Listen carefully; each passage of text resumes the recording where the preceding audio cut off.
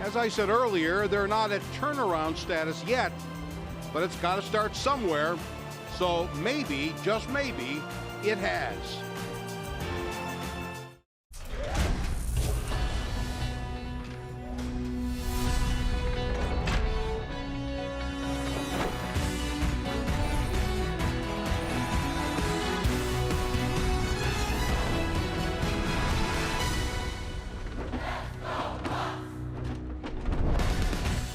From Pittsburgh's PNC Park, tonight the Pirates welcome in their cross-state rivals, the Philadelphia Phillies, for their first and only trip of the year. It's Friday Night Rocks here in Pittsburgh. Greg Brown along with Bob Walk and Robbie Smikowski as the Pirates and Phillies meet for game one of this three-game series. Pirates, all of a sudden, Bob, have won 4 of their last 5 games, and they take on a Phillies team that is really struggling. Trevor Williams coming off maybe his best performance, certainly as a starting pitcher. Yeah, really, we haven't seen a whole lot of Trevor, obviously, as a starter. Kind of a small sample size. But what I've seen, and especially in that last game, was a real good biting sinker. I mean, I love that pitch. And also, besides the sinker, and we're going to see a couple of good ones here, he can elevate that velocity a little bit, too. He can go upstairs, and he can live up there. He's got a fastball that he can throw 95 and up occasionally. So 2 real good fastball pitches he can use.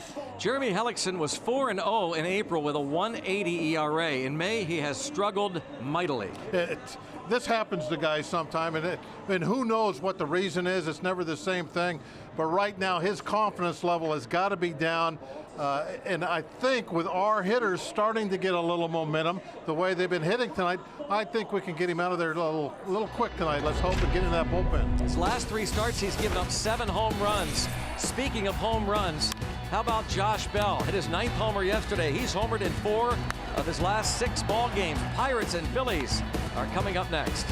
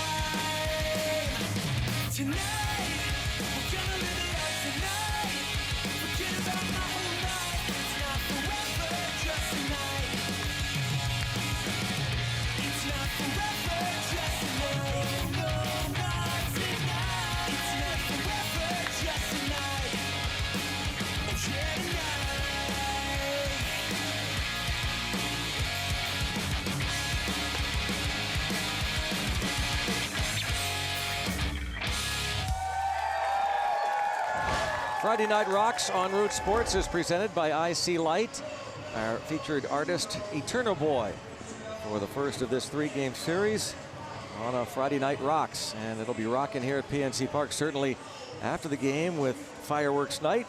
Right, Danny Boy? He's ready. He's a rocker. Josh Bell takes the field along with the rest of his teammates. Pirates taking on their cross-state rivals, the Philadelphia Phillies.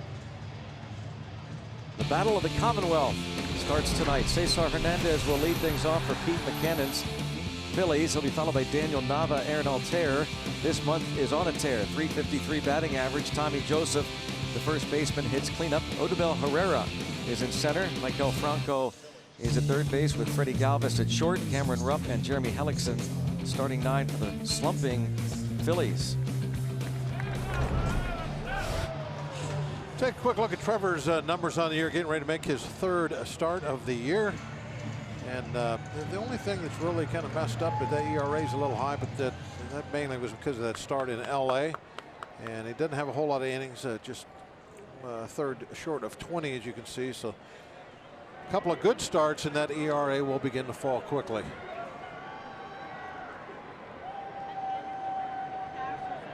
This is 4th career start for Trevor Williams. And he starts it out with a strike. At 76 degrees game time temperature, Cesar Hernandez, the switch hitting second baseman. .368 on base percentage. Williams. That's more like it. That start you mentioned in LA turned out to be a disaster for Trevor Williams. Yeah, he's thinking about that. Honda defense. Danny Ortiz makes his first big league start. He's in left. Adam Frazier gets a night off. Andrew McCutchen in center. Jose Osuna in right. David Freese, Josh Bell on the corners. Jordy Mercer, Josh Harrison up the middle. And Francisco Cervelli behind the plate. Jose Osuna in right field. And Francisco Cervelli had Thursday off, a day game. Adam Frazier, Clint Hurdle said they've been pushing him hard. Recently back from the hamstring injury. So it's today off, despite the fact, of course, that he had a career day yesterday with 3 hits and 4 runs batted in. Ball 1 on Daniel Nava. Another switch hitter.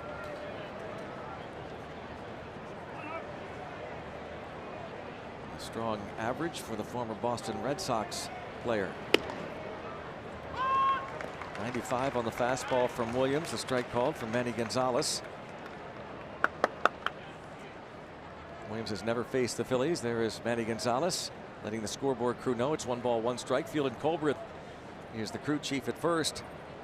Mark Carlson, C.B. Buckner, the other umpires. 1 ball, 2 strikes the count on Daniel Nava, with Aaron Altair on deck.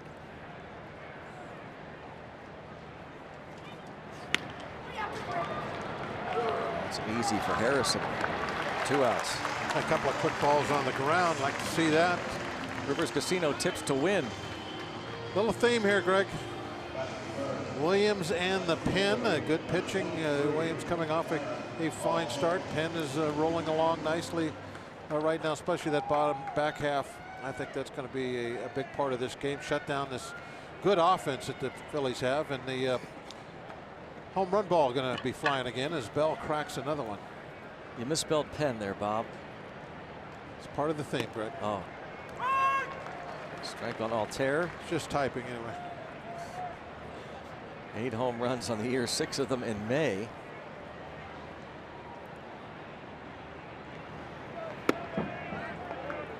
And a 1 ball, 1 strike count on the left fielder. Trevor Williams made his big league debut last year for the Pirates, a former Marlins draft pick.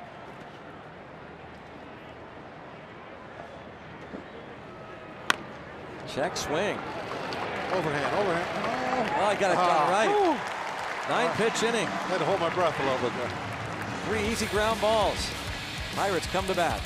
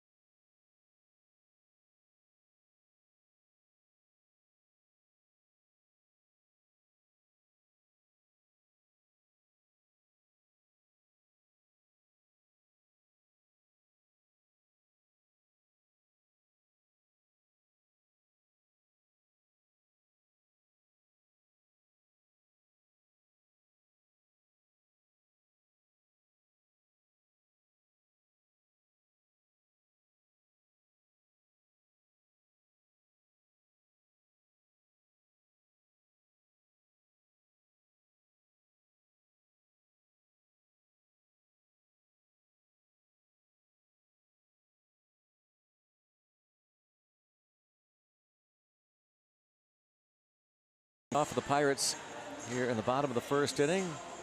Maybe Bob didn't misspell Penn. Yeah, there he is, as a matter of fact. What's up, Bill?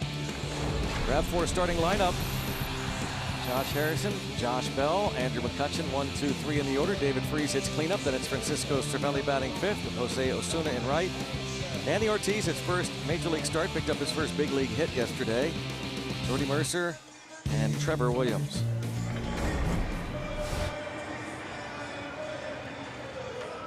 Take a look at Hellickson's numbers, and as we talked about during the open, it has been kind of an odd season here early on for Jeremy. Real strong April and a disaster for May. What will we get tonight? Who knows? Hopefully a lot more of May and a lot more of those home run balls. Here's one thing we should probably point out about his struggles in May. The teams that he faced, those three starts, the Cubs and the Nationals, to the better offenses in baseball. And hopefully the Pirates offense is starting to slowly but surely come along here. Harrison was 0 for 3 but drove in a run yesterday. Pirates took 2 of 3 from those Nats. And they've now won 4 of their last 5.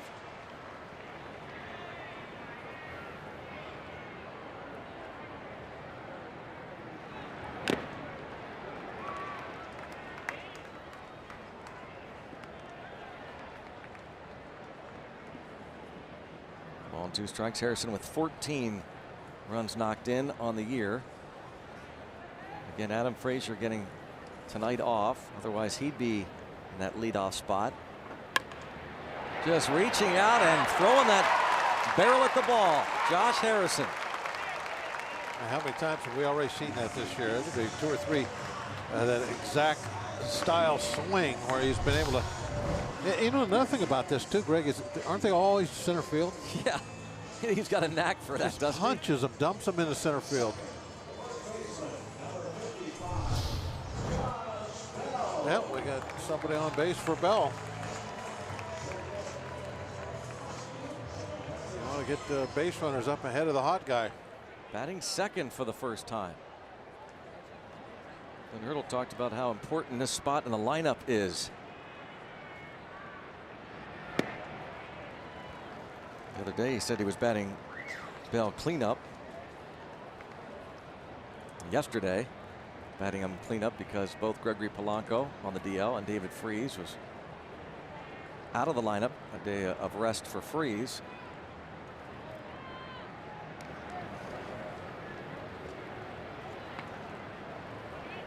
But you figure if Bell is going to be your power guy and your home run hitter, you're going to want him hitting fourth. So hopefully this spot doesn't last long for him. You want men on for this guy.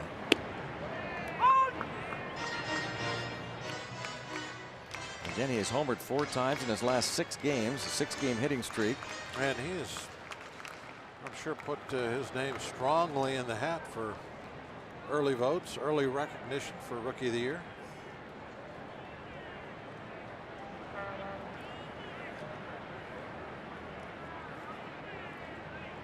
Jay Hay trying to do a little gardening work out there around first. Nice lead. In the air to the left side. Oh, a nice try by Franco. Good job by a Pirate fan there of throwing the block on him too. Didn't let him. I mean, you can't mess with him on the field, but once he decides to reach into the stands, he's in your territory now. No, it's yeah. That's the fans' spot. Everybody can go for it. Look at it. It was a nice screened him away from that ball.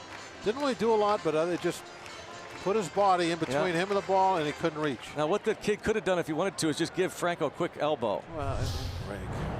What? Greg, what do you think this is, Philly? It's all about after the play, Bob, not during. When he's going after the foul ball. The kid missed it. He could have blamed Franco and given him a quick elbow. Get out of my area. Yeah, he's explaining it now. Yeah. Hey, you did a great job. Bumped his knee a little bit on that rolled up tarp. 2-2 on Josh Bell. It's this one hard to left center field, a long way toward the wall, and right at the base of the wall. Josh Harrison will score. Josh Bell. 1-0 Pirates. Yeah, Bell, you can see he is staying hot right now. Anywhere else in the ballpark, he hits that ball, he's got himself another home run. But he hit it to the deep spot, the notch. Breaking ball. That's how you crack the old curveball. He is really an impressive guy to watch. You talked to Jeff Branson the other day. Steve and I were talking about this on the radio side, Bob, about how handsy he is. He moves those hands as well as anybody. What did Branson have to tell you about that? Well, that there is a lot of strength there, arms, upper body, but that he does, I think, Jeff said he uses his bottom half more than you think. And I was watching him on, I can't remember which home run it was. He hit pretty much down the right field line.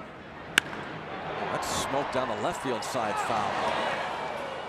And he definitely turned on it and opened his hips. But it was kind of like an old school, the old squish the bug type swing. You know, he doesn't flow through over that front leg. Look how the front leg snaps straight. That is kind of an old-fashioned, for me, swing, where the weight kind of actually stays back on the back foot a little. More popular nowadays for the weight to kind of flow up from the back foot over to the front foot as the swing progresses.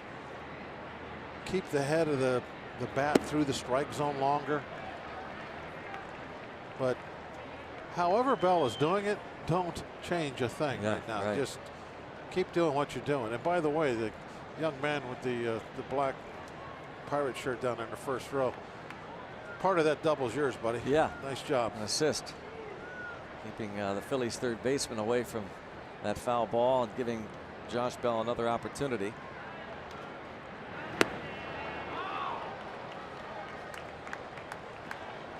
Andrew McCutchen with 4 hits over his last 2 games.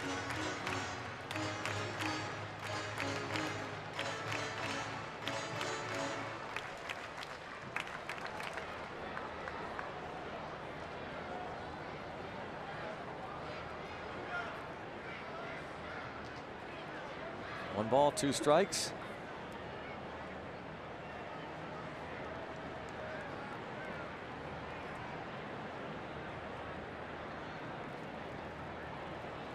Hellickson, 30-year-old from Des Moines. Originally a 4th-round pick of the Tampa Bay Rays in 2005 out of LSU.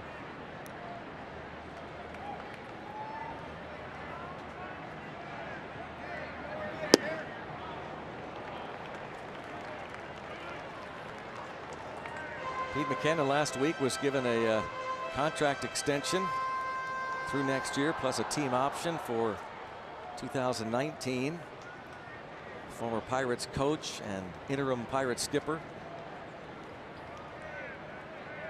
But his Phillies now have lost 4 straight and 15 of 18.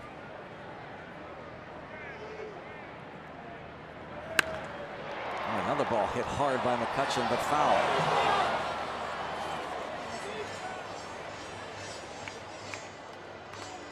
Now, Alex has been bit by the home run ball, especially lately. And early on here, it looks like that may continue tonight. There's some balls being centered up. He's given up 9 total, but 7 of them in the last 3 starts.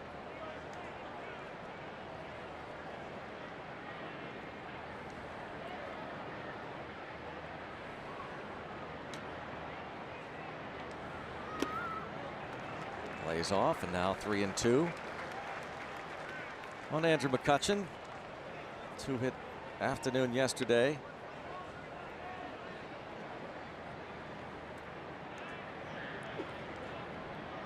.181 career homers, 4th on the all-time Pirates list. Josh Bell driving in his 19th run of the season. Doubled off the wall in left center, deepest part of the yard. Another hard hit lined at the third baseman Franco. Absolutely blistered 3 balls at his bat. Check out the Phillies Defense, Tommy Joseph is at first base. Cesar Hernandez at second. Freddie Galvis at short with Franco at third. Altair Herrera Nava in the outfield. Left to right with Cameron Rupp doing the catching for Jeremy Hellickson. Rupp has caught 1 of 6 attempting to steal. If you're thinking about those opportunities for Pirates base runners down the road.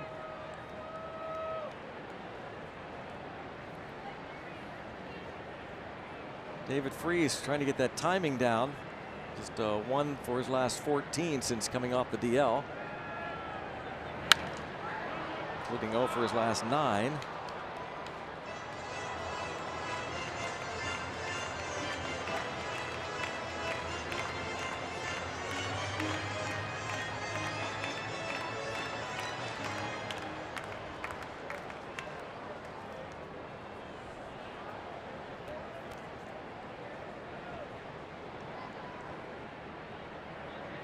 David Freese against Jeremy Hellickson.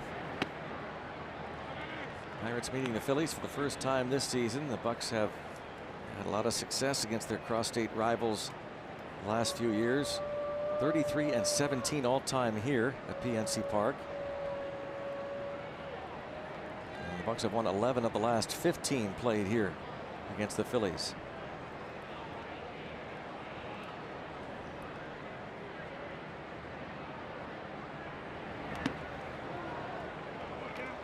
Hellickson really does seem to be carrying over, though we didn't see those last 3 starts, but you can understand if he's a little bit leery of those bats.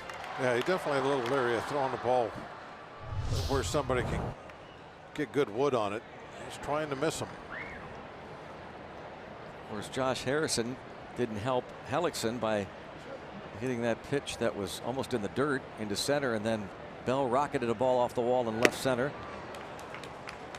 And McCutchen lining those foul balls before he finally lined out to Franco.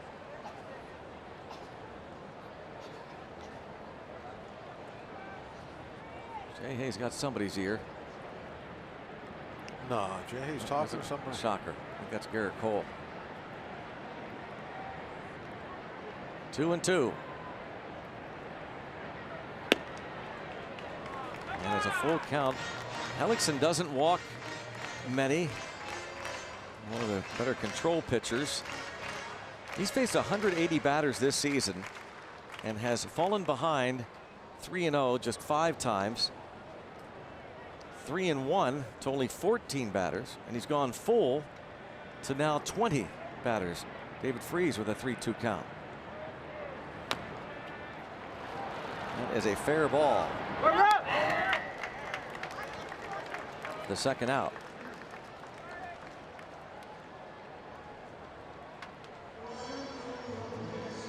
Bell to third, 2 down.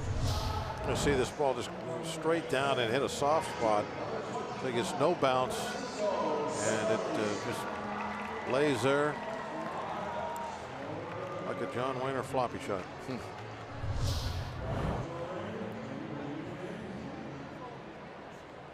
Francisco Cervelli with 2 outs and a runner at third.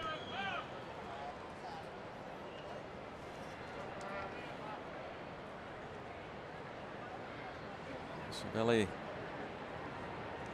1 for his last 15. Even though, again, we've said it so many times this year, he's hit the ball hard.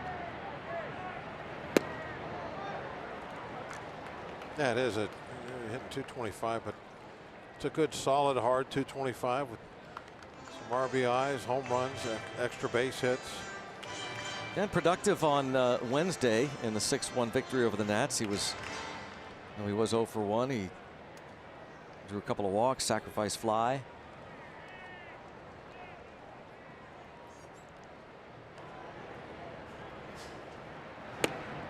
Cervelli walked 3 times in the first 2 games of that series against Washington.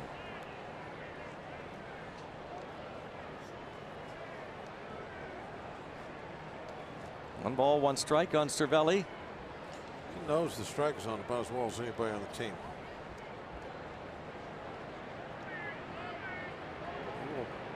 He will make that pitcher throw strikes.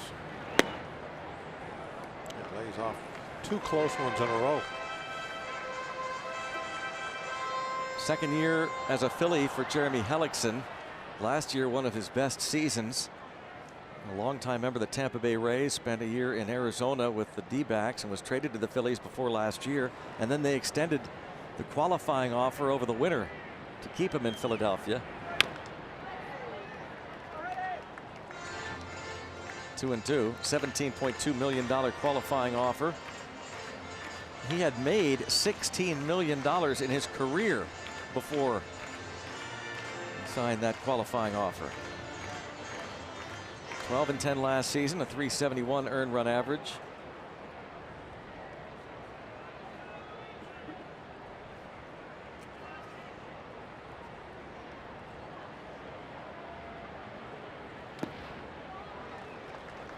And it's full on Cervelli. Another full count. 21 now. It was actually the third full count this inning because he went full on McCutchen. So we're at 22. Yeah.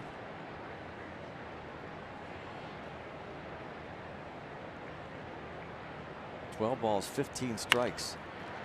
Bounce to the shortstop, Galvis. Oh, past first base, a routine ground ball. And the Pirates take a 2-0 lead. Phillies have been actually pretty good defensively, but Freddie Galvis can't get much more routine than that. Yeah, that is absolutely the easiest play you'll have. You got a catcher running and not really running all that hard. He knows it's just routine. Double crow hop, and it looked like he threw a palm ball over there for some reason.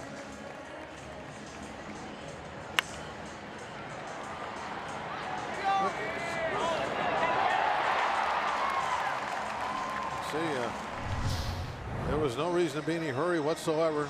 I think we just saw a head shake. That look at him. He's thinking, how can you? I think that's one of the great shortstops of all time. There, Larry Boa. Yeah, I've never seen him do that. That's what he's thinking. Why would he do that? I don't think he's ever done that. Former teammate of Bob's. Extremely accurate thrower. Great hands, accurate arm. Those were a couple of his hallmarks. Bench coach now for Pete McCannon. The Pirates get a gift on the error, the fourth of the season by Freddie Galvis. Scores Bell.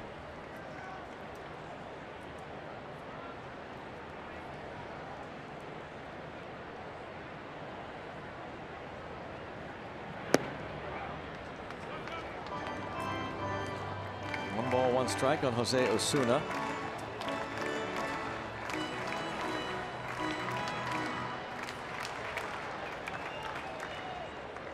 Osuna was a pinch hitter in the 8th inning yesterday and flied out. Franco to first for the out. The Pirates get 2, and the first run thanks to that gentleman, a little assist because Josh Bell's at bat was extended. And he drives this one to the wall in left center. 7-game hitting streak, 19th RBI of the year. Pirates lead 2-0.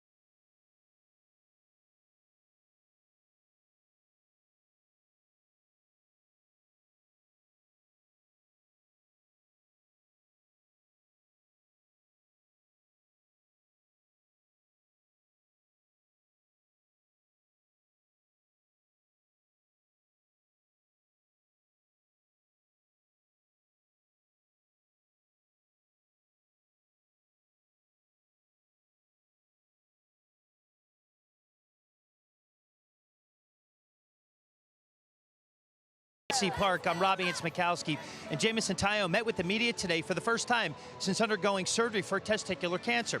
And one of the topics he covered was the Pirates clubhouse and how much it reminds him of family. We're really close. You know, I've been with the Pirates now, coming up through the minor league system a while, so I've gotten close with guys like Waddy and Mercer, and I've seen them for a while. So love's not a word I throw around too easy, but I love every single one of those guys.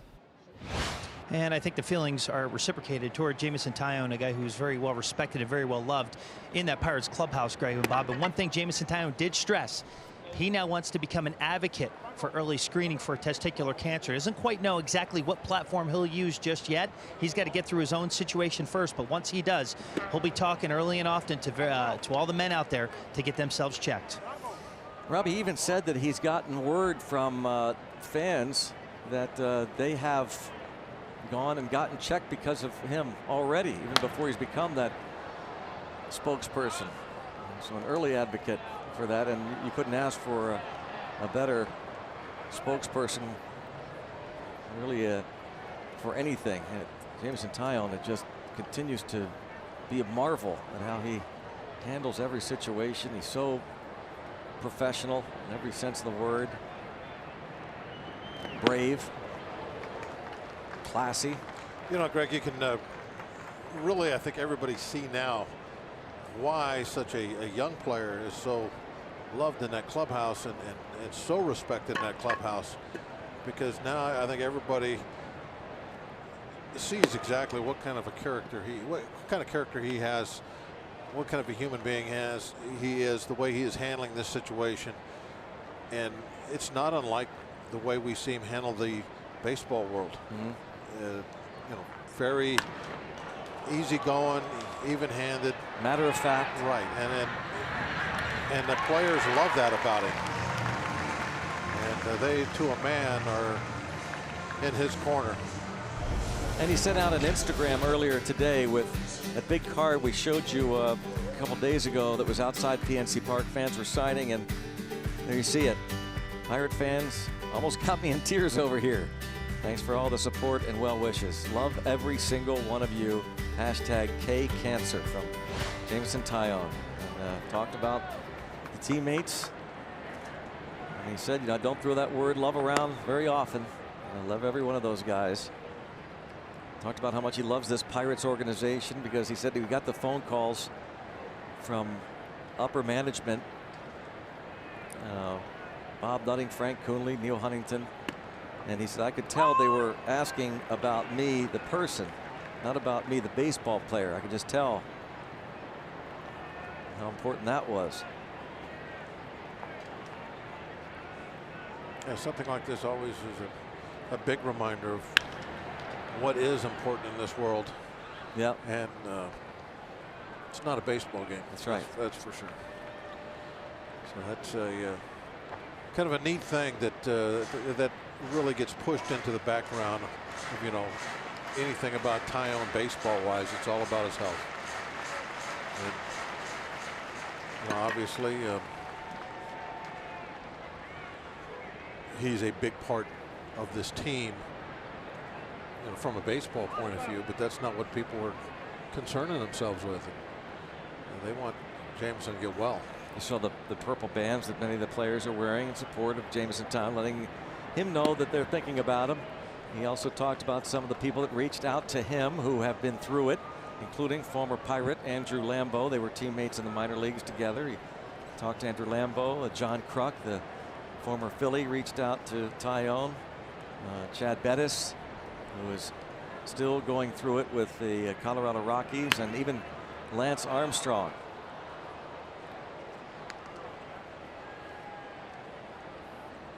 Two and two on Odubel Herrera. Herrera batting .242. What a career .410 hitter against the Pirates.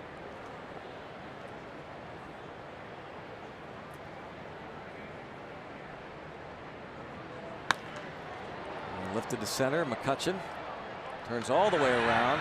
Ball carries nearly to the wall. 2 outs. A different start to this inning. The first inning, 1, 2, 3 on 3 easy ground balls, 2 fly balls now to start the second. Talking about Chad Bettis, the Rockies pitcher, he sent this out. Our Point Park University Instagram. Just got done with my last day of chemo. My family and I want to say thank you for all the support and prayers. Eternally grateful for y'all. Excited to move forward and start the process of getting back again. Thank you. We love you. From Rockies pitcher Chad Bettis.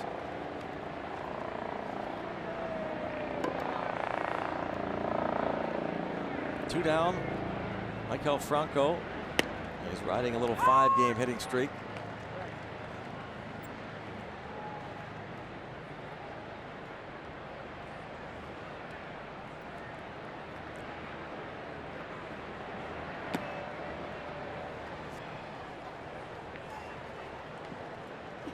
One ball, one strike.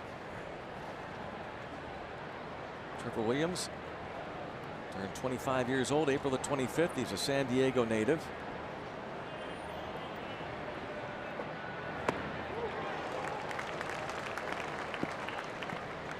One ball, 2 strikes.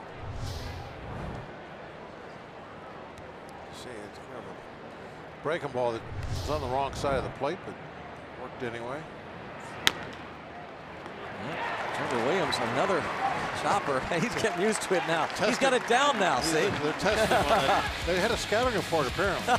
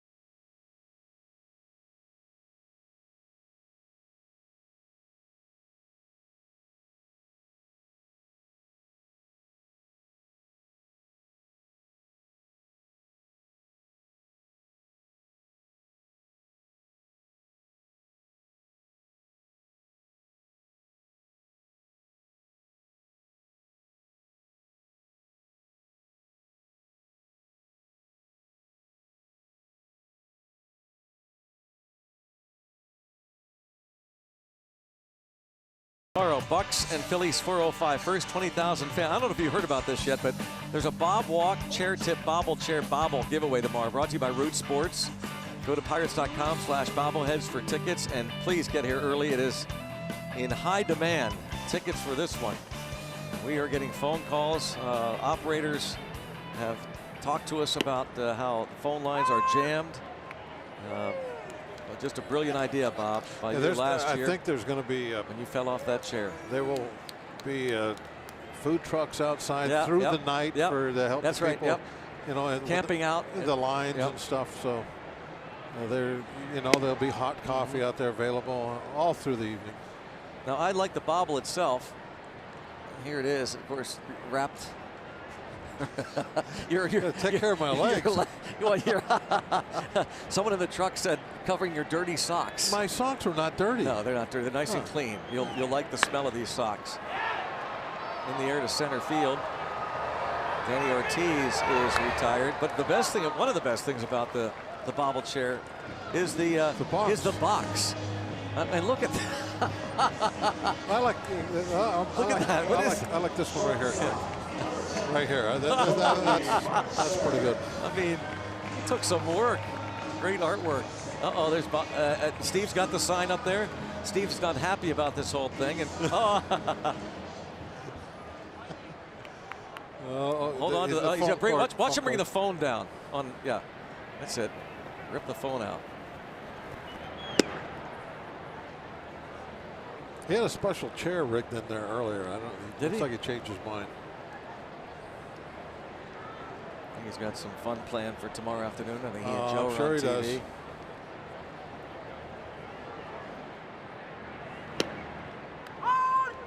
Jordy Mercer, he was just the featured guest for the Jay Hay show, Little Jay Hay, the marionette program that is featured, I guess, once a series.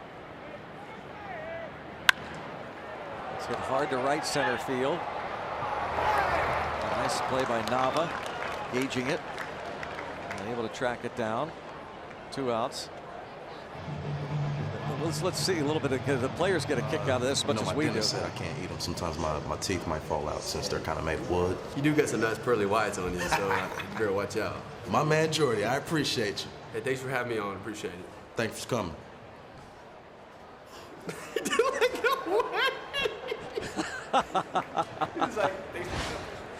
Oh man, that is absolutely a classic by the scoreboard room, what they put together. And I asked Josh about this a few weeks ago.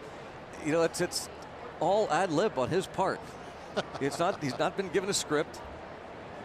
Who's doing the puppet? It's not Josh. I don't know that. That's a good question. Watch David Freese watching it. Look at Ben. Yeah, Ben Potenciano in front of him. Brendan Huntman behind him. They love that stuff. Yep. It's a long year. They got to have little things like that get everybody loose. A pretty good curveball ends the inning. 1-2-3. Pirates lead 2-0.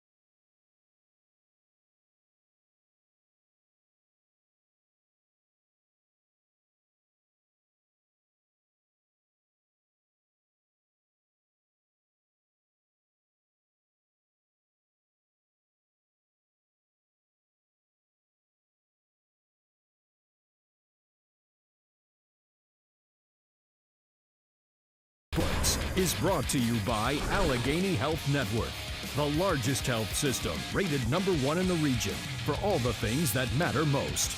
By Bordas & Bordas, official legal partner of the Pittsburgh Pirates. And by Kenny Ross Subaru, total confidence pricing. Let's go Bucks! Trevor Williams, we were talking about this earlier, 2 starts back, his first start of the season. Trevor Williams in LA, second batter of the game, Corey Seager. After Andrew Toles had dribbled one up the first base line and Williams tried for it, and this time he picks it up and over the head, an easy out. Tonight, as Bob said, maybe the scouting report is out on Trevor Williams. Well, he's spoiled them. They keep testing him though. Yeah. But he's got the underhand flipped down. Normally guys go with the underhand because it's this easiest, safest way to get over there. But against LA, he messed it up tonight. Perfect. After that first one, Had a little smile on his face when he turned around and looking over towards Cervelli. Plenty of Bucco fans on hand, thinking Clemente and thinking about food and refreshment.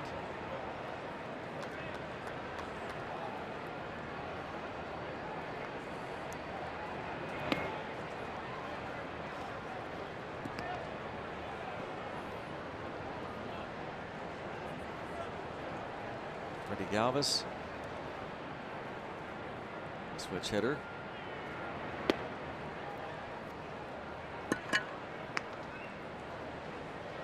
.241 average. Galvis's error cost the Phillies a run.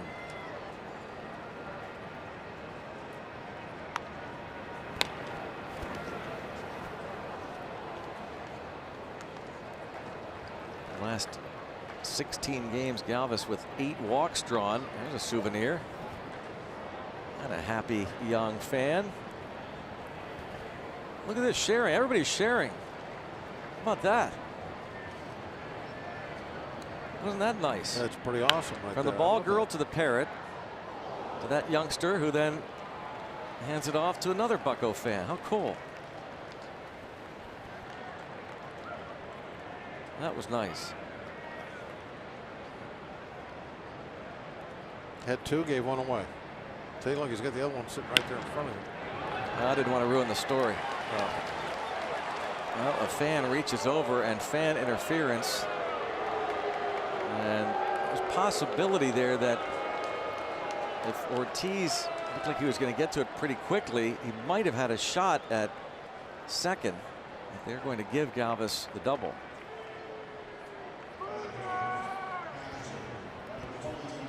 Nobody shaking his head. He knows that was the wrong thing to do.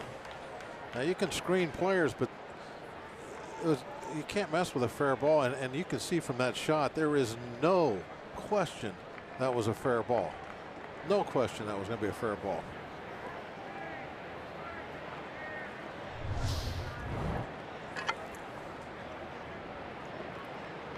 A couple of fans applauded, but those next to him, nah. They were a little embarrassed by the fact that he interfered with the ball in play.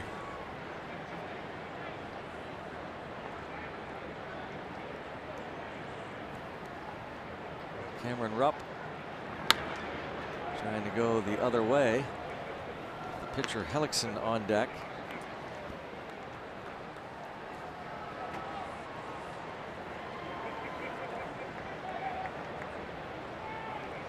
The last dozen games, Rupp hitting at a .350 clip.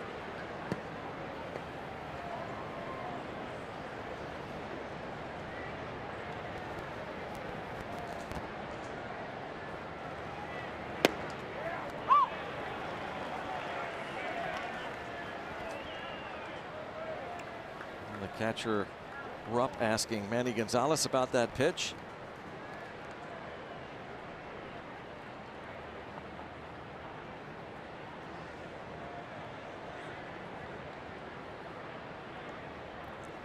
Very close. That time is called. Sounds like maybe the Philly bench was barking at Gonzalez. That was an umpire's timeout. Well, it wasn't Cervelli, wasn't Rupp. Maybe Larry Boa. No, Larry doesn't do that sort of thing. Oh. Never be Larry.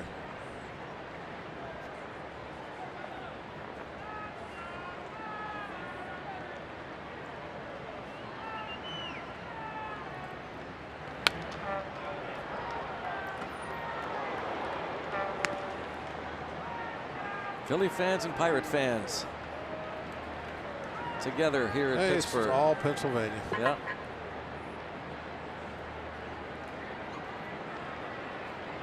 This has got the right Philly uniform on. If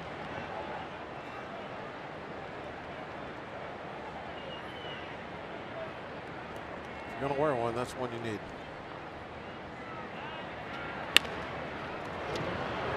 Play made by Freeze. And the runner at second now with 1 out. We'll bring up Jeremy Hellickson. The Bucks up 2-0. It's time for our mini Countryman player profile. Trevor Williams Last time out against the D-backs set new career highs in innings pitched, pitches thrown, and strikeouts. In college at Arizona State, his .299 career ERA, ranking 5th lowest in school history in the aluminum bat era. And in 2012, he was part of the U.S. national collegiate team, along with current teammate Adam Frazier, Cubs third baseman Chris Bryant, and Nationals shortstop Trey Turner. Player profile on Trevor Williams as the infield defense moves around.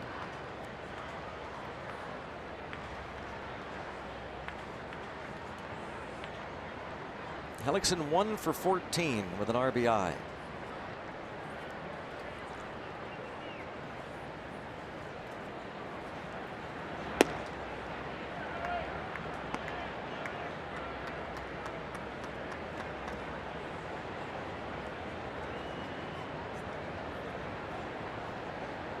Career ribbies for this longtime American leaguer.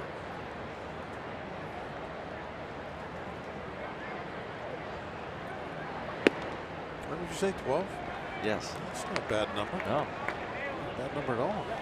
About 115 at bats.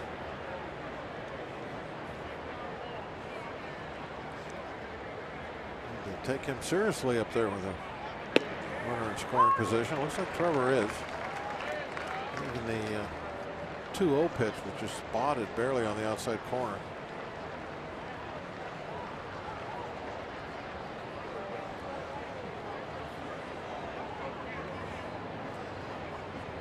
I wonder if this is one of those situations, Bob, that you and I have talked about before, where this might be a chance for the Phillies to bunt that runner over to third and allow Cesar Hernandez. Maybe he leads the league in infield hits. What do you think of that? Well, you know, you were just telling me how good of an RBI guy this pitcher is. That he's got an opportunity to get a hit. So what might happen? What are the better chances? That's right. What are the chances?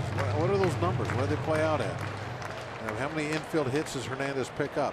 What's his batting average just on infield hits? And now what's the chance of Hellickson getting a base hit, swinging the bat?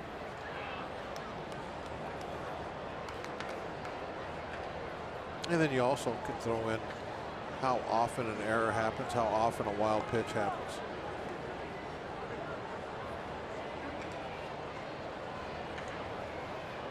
Nice Philly logo. Old wine-colored hat.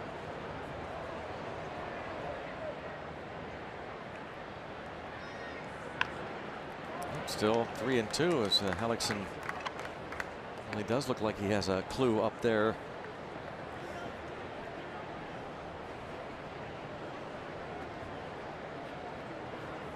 Galvis got the double thanks to fan interference. Might have had it anyway. Then Rupp bounced to third. A 3-2 count on the pitcher, Hellickson.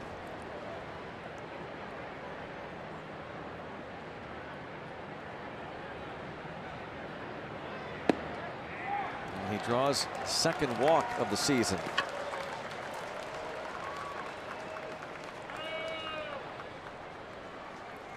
First and second, one out.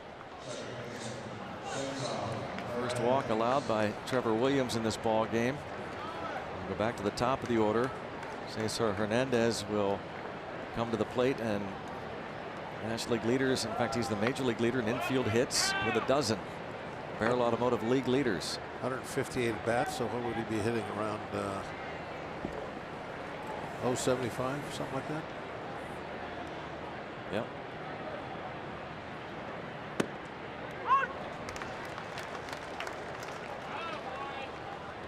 Tough man to double up.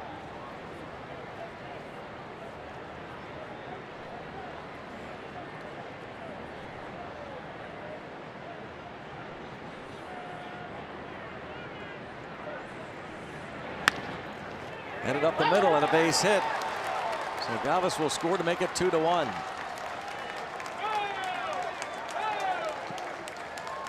Cesar Hernandez has 11th run batted in on the season.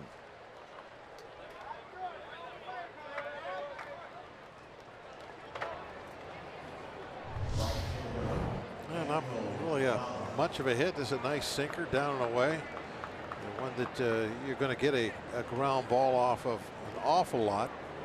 And it just didn't go to anybody. Perfectly placed. As a pitcher, there's not a whole lot you can do. You try to induce the ground ball. You can't guide it at an infielder. It's going to go wherever it goes. Good chance maybe Ray Searage might be saying those exact words to Trevor Williams. Yeah, that's what I think most of your visits are about, Greg.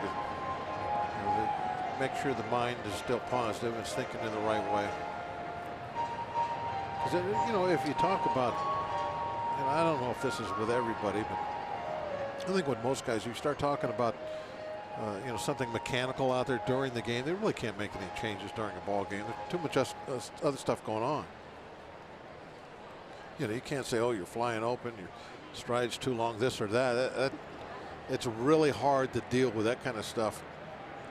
And pitch also. Now that's more bullpen work. A lot of these visits are just the kind of being the psychiatrist type guy. Just, hey, everything's cool. You're doing good. Throw a ground ball here. We'll get out of this. Just some positive little pat on the back type thing. Hey, you need that out there on the mound occasionally. Even a veteran guy likes to hear that. Vast majority of those visits positive. Is it rare that a pitching coach would come out there and?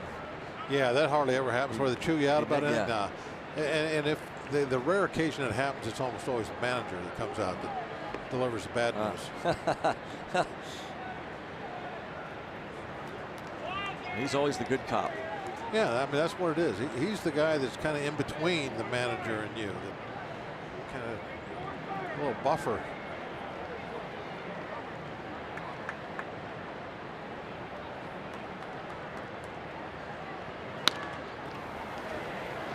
Well, Jay Hay gets one. Does not turn two.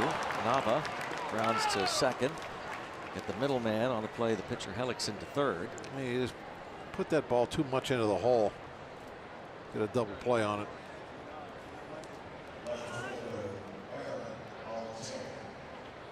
Bob was talking about that good sinker that we saw in his last start. And seeing a number of ground balls being induced by Trevor Williams.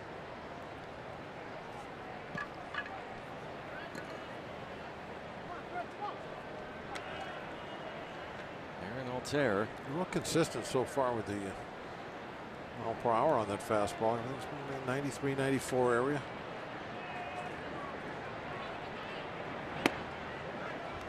'93.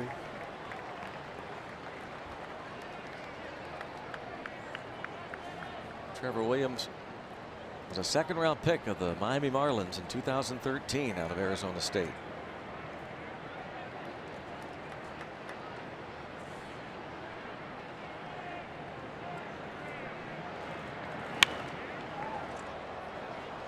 Out of play.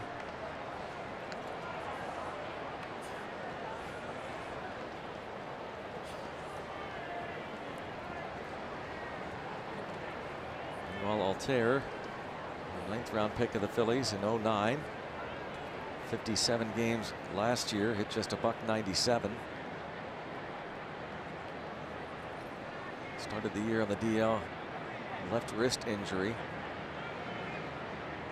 Wasn't activated until July, and it's popped up.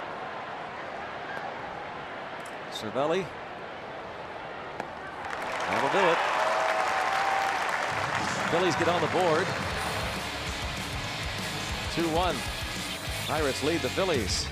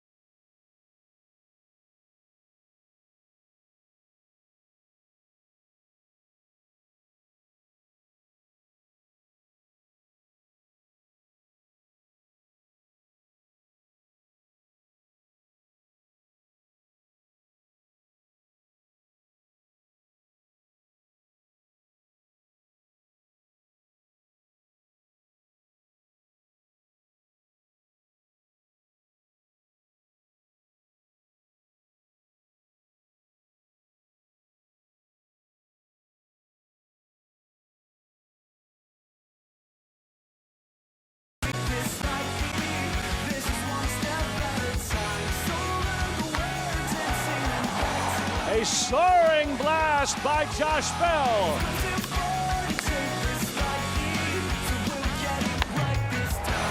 Everybody stand and ring your bell.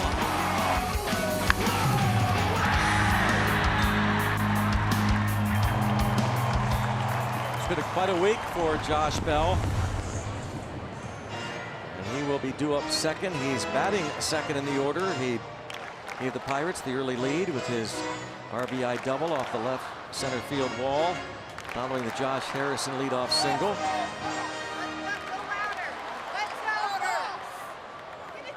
Wow, now that's a party. That is a happening spot right there. That's full house. They got a couple of the boats lashed together.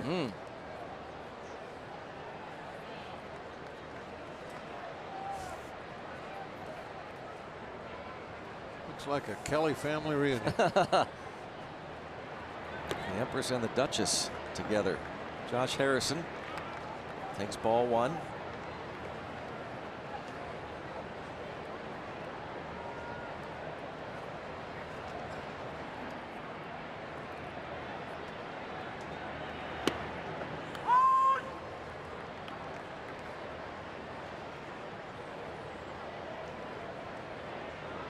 Having a time right there, huh?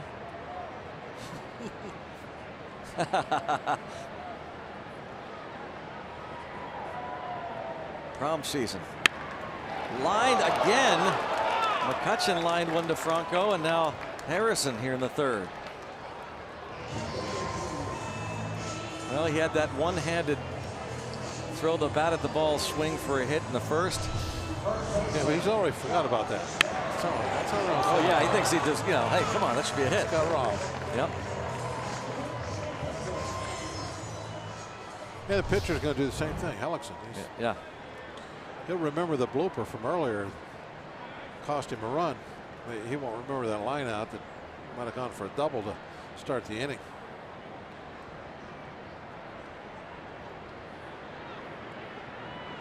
So one of the things that make this such an interesting game is doesn't matter if you do everything right or not. It still might not turn out successful. Just do what you can do and wait for the results. Oh, nice stop there. Hernandez robs Bell.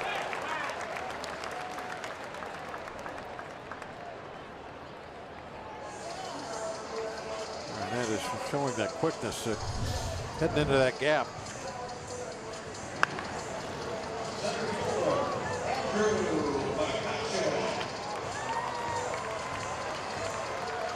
Cesar Hernandez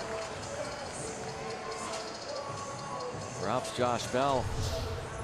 2 outs. Brings up Kutch next. As you can see, Bell not too concerned about getting robbed, but Kutch had 3 balls right on the money. 2 of them foul his first time up.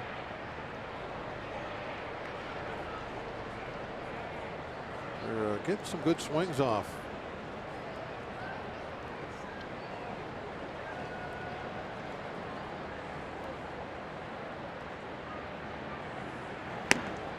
Just 2 hits the first 2 batters of the game, but since the Bell RBI double, the McCutchen line out. Jordy Mercer lined out to right center. Josh Harrison starts this inning with the liner to third.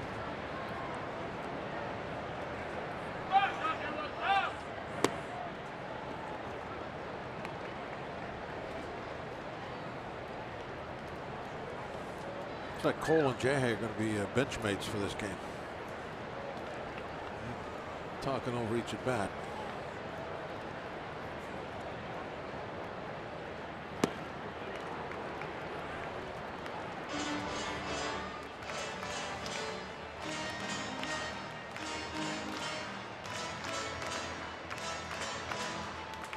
I wonder if guys still move around like for the good offense. When you're on offense, you sit here. Defense, you.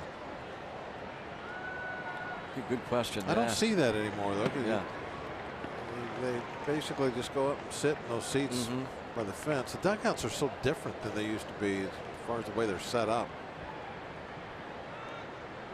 Not really all that many choices of where you're going to move to.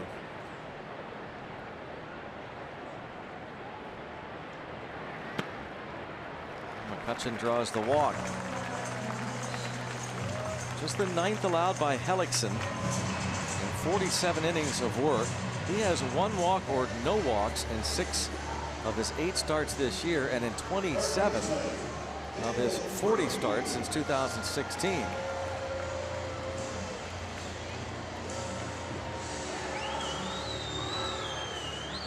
Well, Kutch might run here.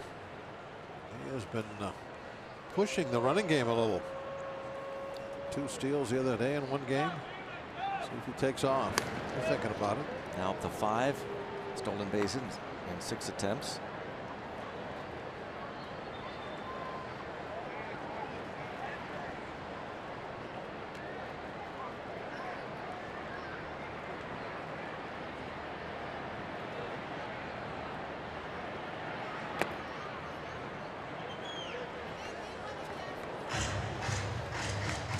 I think Rupp thought he was going to go. It looked like he was in starter's blocks when he was back behind the plate there. He even twisted his right foot a little bit to get those cleats in there so he could push off.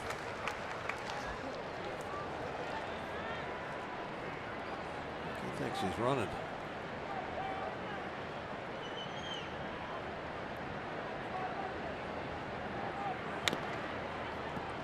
Not much of a leg kick from Hellickson. He's not going to give you a whole lot to work with as far as a jump.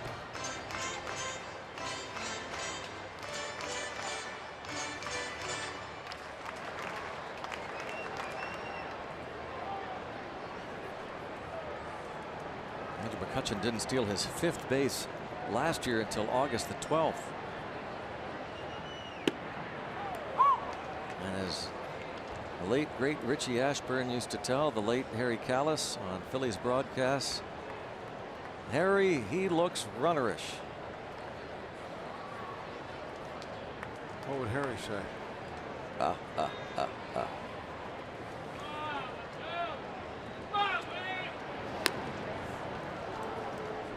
Well, at some point here in the next couple of weeks, I'm going to say that, and I want to hear that same response from you. You will.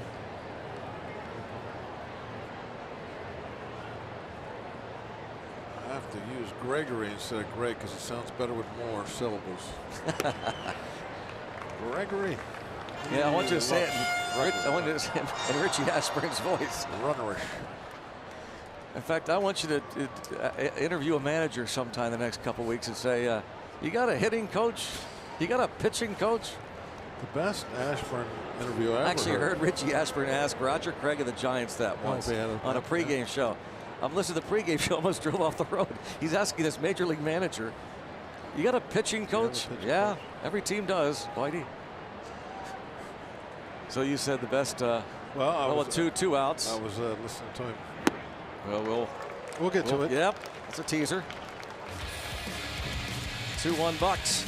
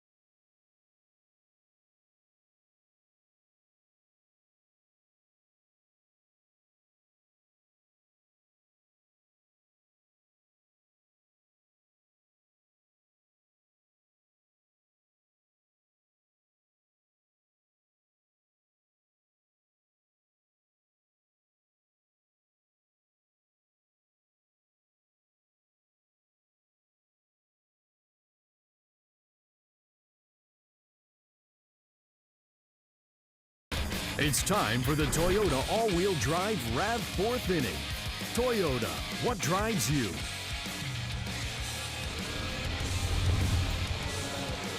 Two-one, heading to the 4th inning here in Pittsburgh, where Pirates are on in front after winning the Nationals series 2-1. That's a cool looking shot.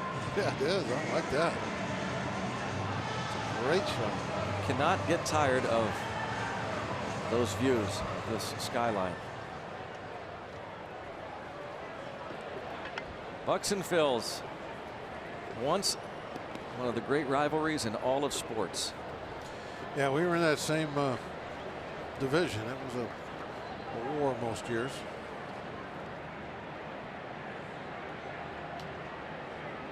Maybe someday be back in the Eastern Division again. You never know, Greg.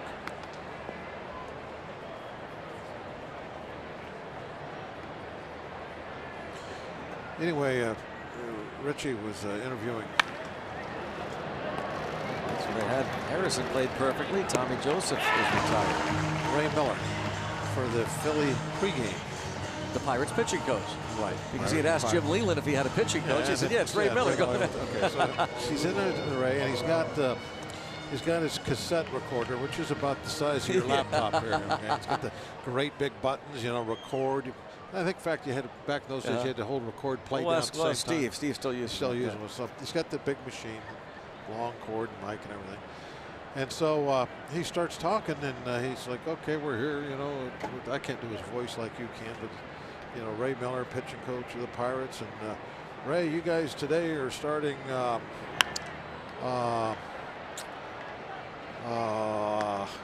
Ray, who are you guys starting today?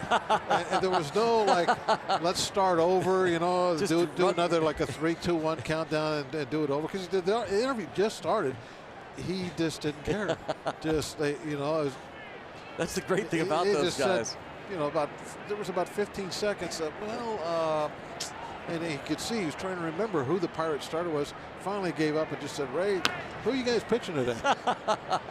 And of course, that was my very first year, and I was kind of sitting in there watching, you know, trying to learn things, and I was just like, wow, and now that's how I am. I do the same stuff now. Not true. I'm like, oh well, that's the way it goes. Somebody said, hey, they had that truck backing up. You can't do an interview on the loading dock. I said, oh yeah, you can. Well, that's part of the fun of your pregame radio interviews. I'm trying to figure out the locations. Where are you? Yeah. Where's Bobby? Where's Walkie? Odubel Herrera fly to the warning track and center in the second. One away. Oh, hit fairly well, but plenty of room. McCutcheon.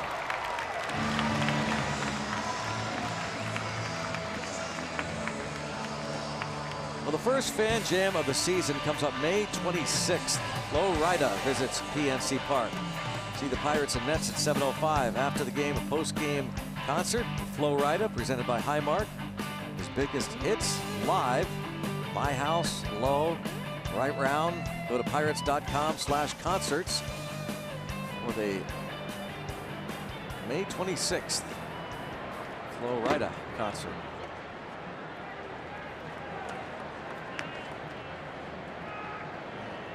Pirates welcome in the Phillies to their house this weekend. Next weekend it will be the Mets, and the Diamondbacks will follow.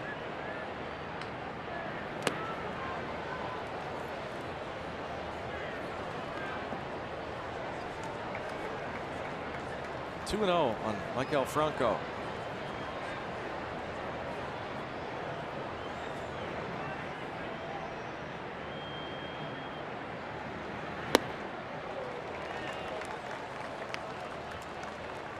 Big man takes a big cut.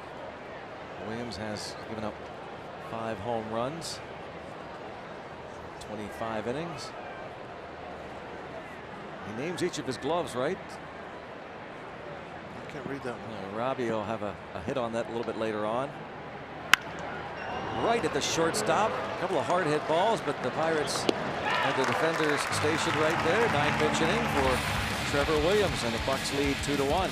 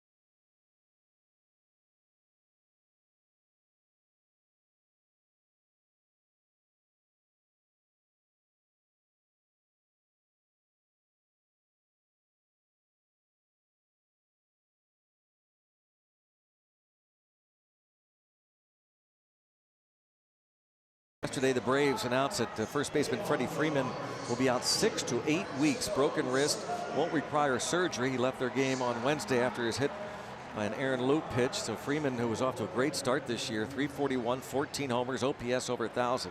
Pirates will not see him in Atlanta when they make their first trip into SunTrust Park for a 4-game series starting on Monday night as Trevor Williams goes back to the dugout.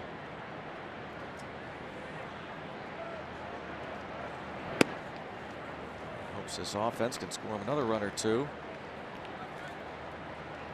Freddie Freeman, 14 homers, leading the National League.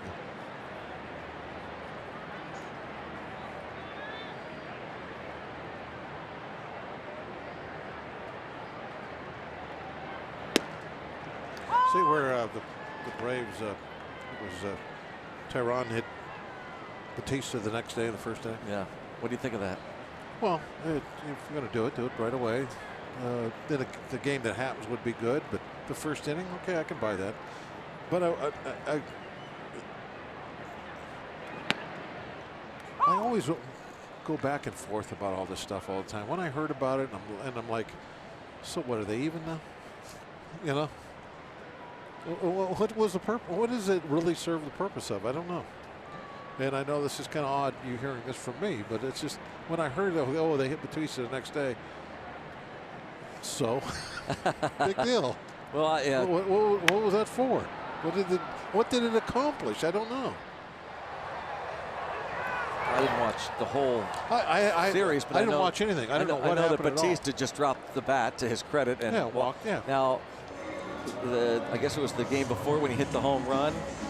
He stared down Eric O'Flaherty, who gave up the home run, and O'Flaherty said after the game, you know, I turned to look to see where the ball went. I heard he was trying to lock eyes with me. Like why is he doing that? Was that why they hit Freeman? He flipped the bat. I don't think they intentionally hit Freeman. I don't. Well, the way the story I read was Batista was hit because of the Freeman thing. You know, the retaliation, even though. Yeah, it didn't really. I didn't know anything about bat flipping or anything like that, but still, it was just like, you know, and then just now hearing you read it, Freeman is out for like what, 6 weeks probably.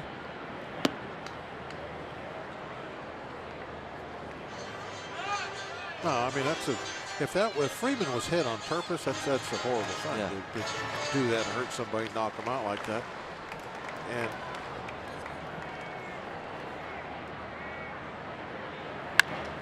When you think about it, the retaliation of just hitting somebody the next day. As you said, what's it do? Yeah, it doesn't do anything. Freeman's out for 6 weeks. And then if Freeman was hit by accident, well, then why are you doing it anyway then? I don't know, maybe I've just like changed my whole thinking on this just in the last 24 hours. I don't know. We might change again tomorrow. Well, you know what? Let us know. You know what it is. This is what it really. You're like a bobblehead. This is what it comes down to. Neither one of those teams I don't have any skin in that game. Yeah, that's true. Yeah. You know, I think that might be what the difference is. Yeah. You know, it's not your teammate. It's you know, it's not the Pirates. And so your feelings, I guess, don't get involved in it. And you look at it more. Why is this happening? It's kind of silly.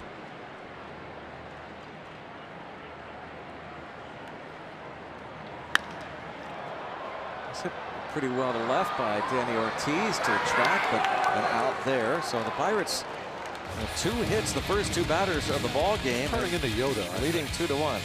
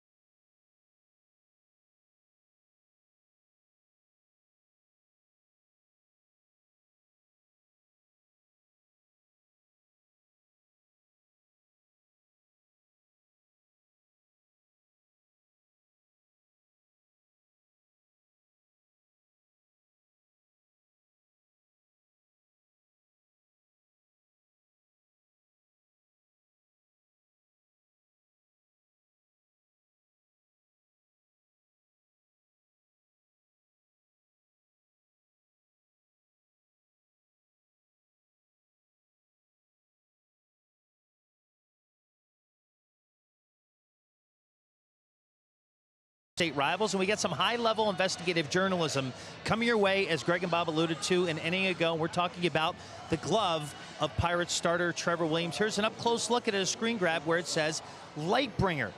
Now, if you don't watch much television, you probably have no clue what this means, so I will tell you. And there's another shot as we get a tweet of the two gloves of Trevor Williams. See, the other one is named Oathkeeper. Now, Lightbringer is a sword from the TV series Game of Thrones. It belongs to King Stannis. Now, I ask why he would have the name of a sword on his glove, have it stitched on the side, and Williams deadpanned, and I quote, "All my gloves are swords." So there you go. He has two gloves, Oathkeeper and Lightbringer. Tonight, it is Lightbringer. And I know, Greg and Bob, there are millions and millions and millions of people who are fans of Game of Thrones. I, unfortunately, am not one of them, but there's the big story tonight. Now we have to put Robbie on the case again. We have to ask Williams why he decides, what makes him decide to use each glove. Why tonight Lightbringer? Why not Oathkeeper? Didn't Stannis get his head chopped off? That's another question. I mean, that sword really didn't work, apparently. Robbie? No answers. Yes, and I actually have the answer. He's using Lightbringer because that was the first glove he got. Oathkeeper he got after, and I just don't think he's had enough time to break that one in quite yet. So that is why Lightbringer is the glove of choice. Are the gloves made of dragon glass? I can't answer that one. All right. You'll have to chat with Trevor about all this stuff, because you guys are big on the I don't know anything about it. Series. I don't know anything about it. Game of Thrones. I know nothing about Apparently it. you do. I know why some lightsabers are red, some are blue. I know that, but I don't know anything about it.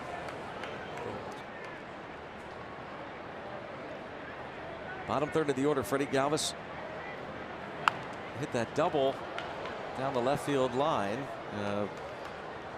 Danny Ortiz, the left fielder, came over into foul territory. The ball was going to hit off that short fence, but a fan reached over for a fan interference call, and he was granted a double.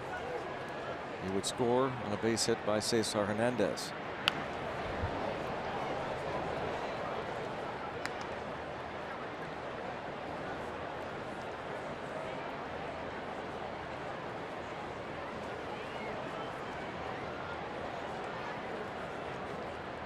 Two on Freddie Galvis.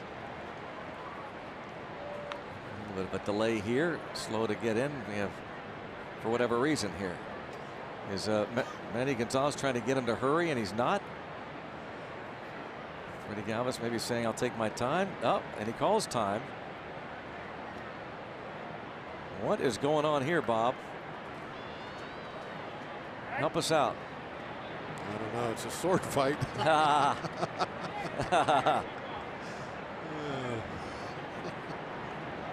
Well, Manny Gonzalez helpless to try and move this game along. It's like a grand maester. Is that what they call maesters? You're the one that watches that stuff. I don't know. The guy with all the rings around his neck. It's like the advisor. That's how the umpire is. We'll have to ask Robbie again. Popped up, and they will retire Freddie Galvis. Have to watch the interaction between Galvis and now the first base umpire and crew chief Fielding Colbrith. Will he say anything to him? Yeah, there's a little discussion going on.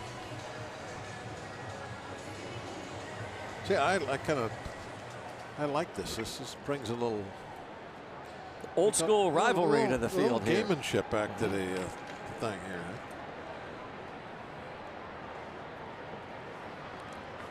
Friday Night Rocks. Watching some jousting or something. Hit to center. Andrew McCutcheon. Another busy night out there. So 4 putouts already for Andrew McCutcheon. Sunday is Kids Day here at PNC Park. Pirates Phillies 1:35, final game of this homestand. Before the ball game, the Family Fun Zone out on Federal Street, and kids entering the ballpark will get a Pirates baseball fielding glove thanks to Highmark. After the game, kids can run the bases. Head to pirates.com/kidsdays for tickets. Freddie Galvis He's not happy, apparently. What we could tell with Manny Gonzalez trying to move things along, he still seems to be upset.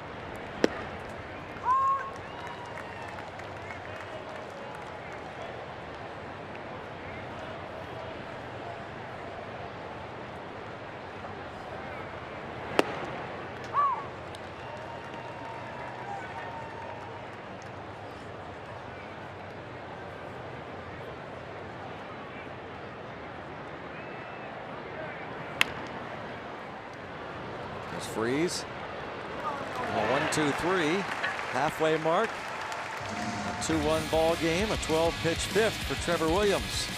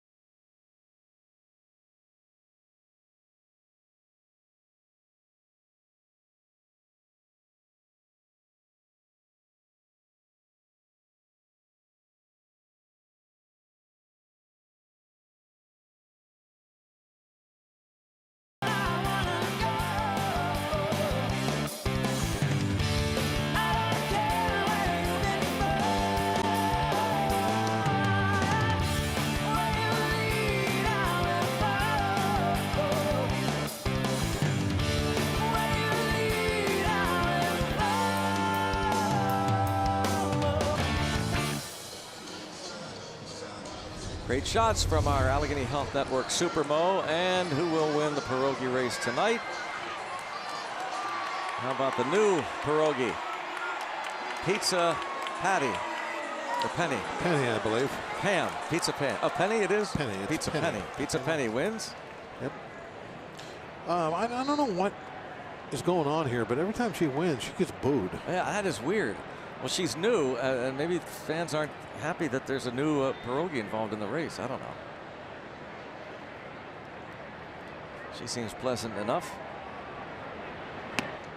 You can't judge a book by the cover. I think there Or by the hat. There might be something going on. Might not be a good by person. The purse. Yeah. Oh, yeah, she's photo bombing there. Fireworks following this one. Jordy Mercer, then Trevor Williams and Josh Harrison. Jeremy Hellickson has given up only 2 hits, first 2 batters of the game. Pirates were helped out the second run, Francisco Cervelli's ground ball, as Freddie Galvis charged with an error, allowed Josh Bell to score. Maybe that is what has Galvis in such a bad mood.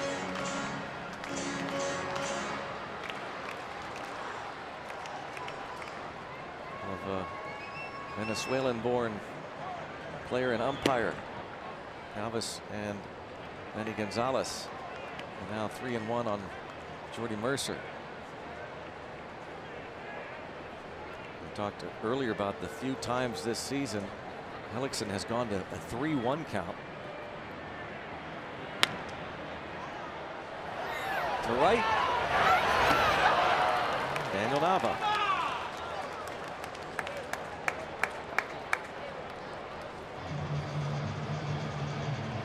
Quickly one out in the bottom of the 5th. Hellickson with a bounce back start. It didn't look real good for him at the start. And coming into this game, having struggled his previous 3 outings against the Cubs and Nationals. The first couple innings, the Pirates were just, centering many balls up. Some of them went foul, some of them right at people. But now he's starting to really hit his spots, take the sting out of the bat.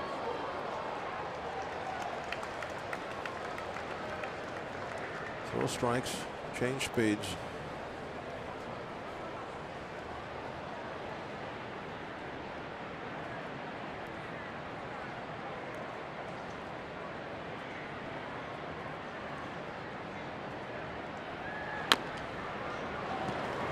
Williams taps back to the mound. Boy, we're seeing a lot of underhand tosses today.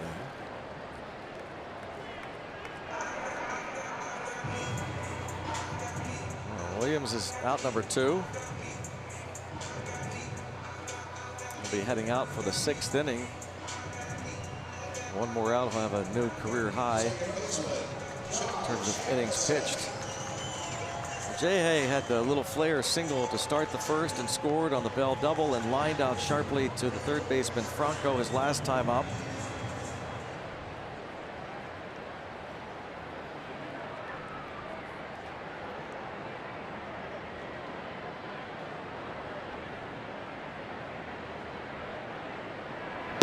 A little bit surprising the way things are going right now. When you think about the struggles of Hellickson, you think about the way the Pirates offense starting to do better of late, and the fact that they were hitting the ball so hard earlier in the ball game. And now things are just kind of flat. Pirates just with 2 hits so far. Again, Hellickson, that great month of April, 4-0, a 1.80 ERA.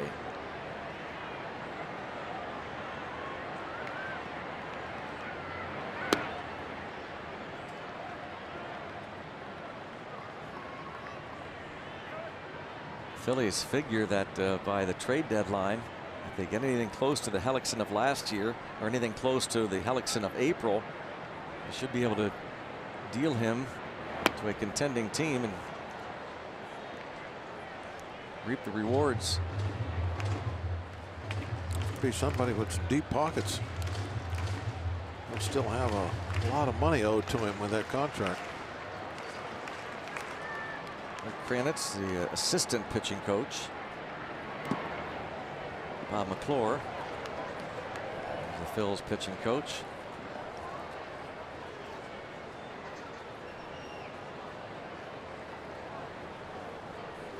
Full count.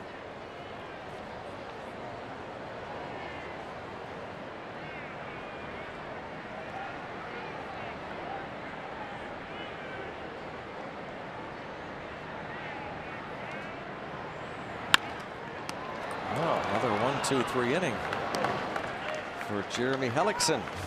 Pirates still lead 2-1.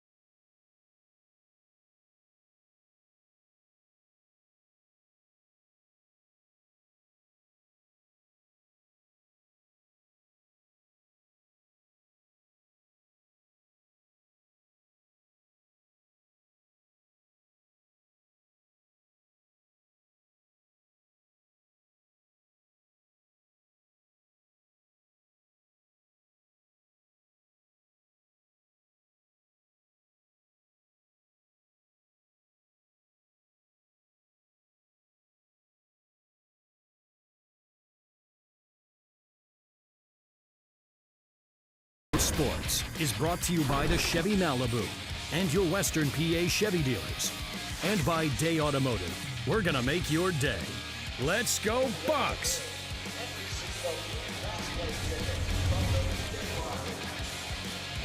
Oh, cool shot there. Reflection in the camera lens of the field. And there on the UPMC scoreboard, you see the Pirates up 2-1. You also see the barges getting ready for the fireworks. Gathering of the barges.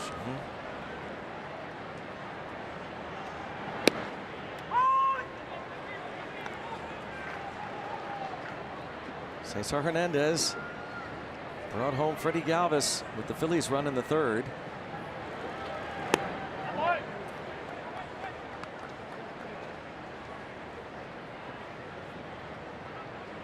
Trevor Williams went 5 innings his last start.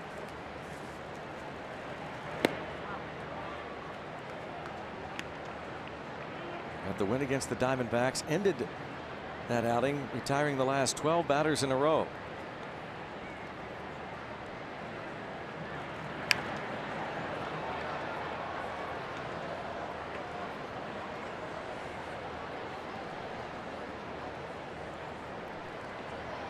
Two balls, 2 strikes.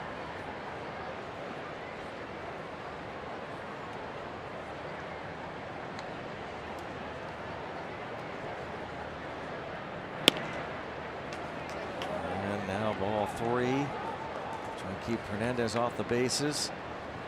Daniel Nava on deck.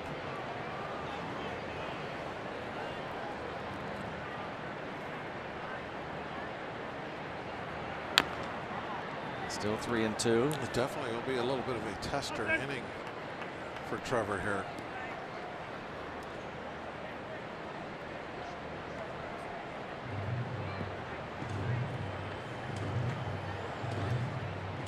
There's former Philly Mickey Morandini, first base coach,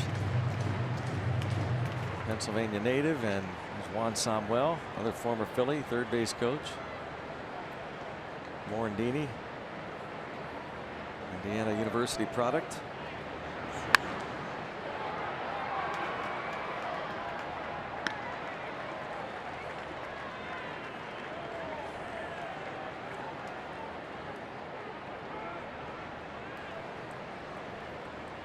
They keep close tabs on each other. John Wayner, Mickey Morandini, Kyle Schwarber, Chris Peters. And ball 4. No leadoff man on. The Hoosiers. They probably keep tabs by going to their MLB.TV premium app. It's back and better than ever. Watch every out-of-market regular season game live on over 400 supported devices. Plus get a free subscription to At Bat Premium. Blackout and other restrictions apply. Visit MLB.TV for details. Imagine John right now has the game on. He's got the laptop going. Plural. Game's on. Laptop. Looking at the weather map. Bounce left side. That's a fair ball. Just a squibber. And into foul territory it goes. It's going to wind up as a double for Daniel Nava.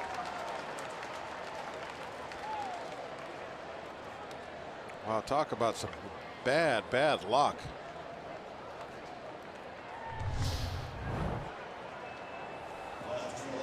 Just sawed him off.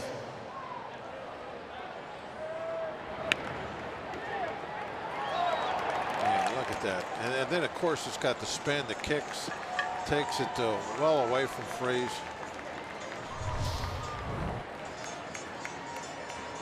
I mentioned earlier about how you can do everything right and there's no payoff. Well, there you do nothing right. You get the heck jammed out of you. And you get the double, which really sets the team up now in great shape.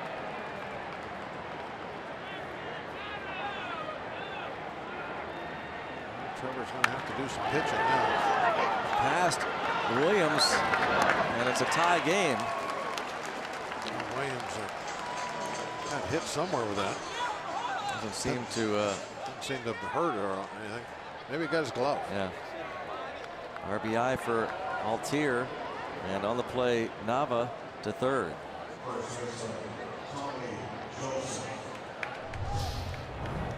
Now we can take a look and see exactly what the change of direction was.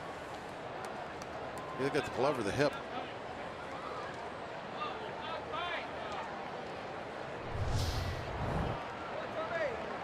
Infield in. Tommy Joseph at the plate.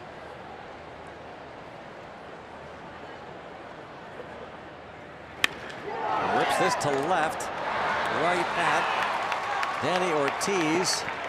Strong throw, but it's now a Philly lead.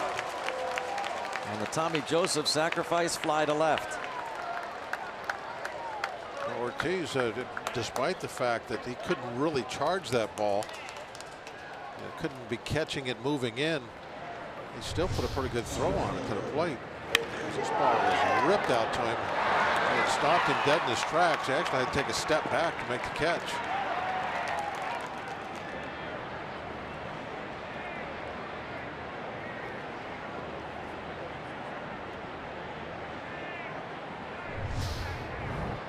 Good accuracy, but very late.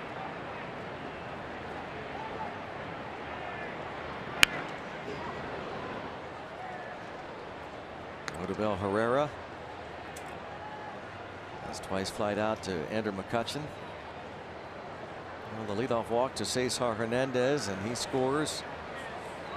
And then the Nava jam shot double. He scores on the sacrifice fly. So Williams and the Pirates trail. Bullpen is up and throwing. By the way, the Pirates picked up on Marinez from the Brewers today.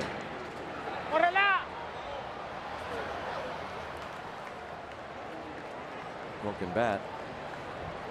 We'll make a corresponding move tomorrow to add Marinez to the 25-man roster. So they'll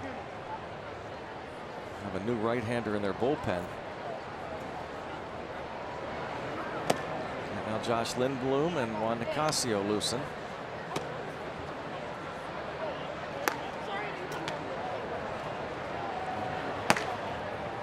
Herrera goes to get a new bat. Looks like taking his time to get in. I think this is bothering now Cervelli, even perhaps. Maybe not. But, well, it should be, I think. Yeah. They need to be hurried up by the umpire a little bit. I mean, you know, there's no big rush, but there's a certain point where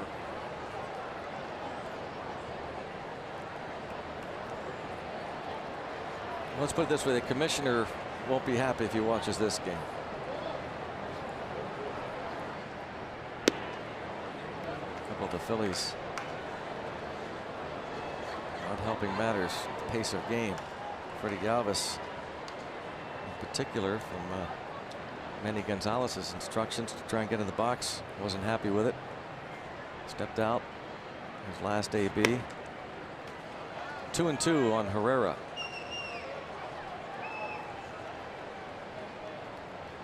See the pitch count at 87 now for Williams. Probably going to be his last batter of the night. 77 pitches his last time out.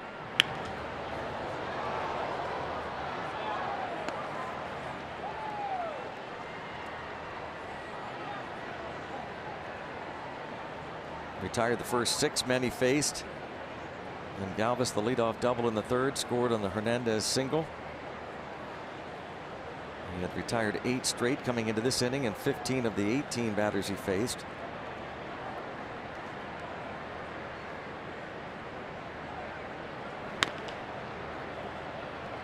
Still 2-2.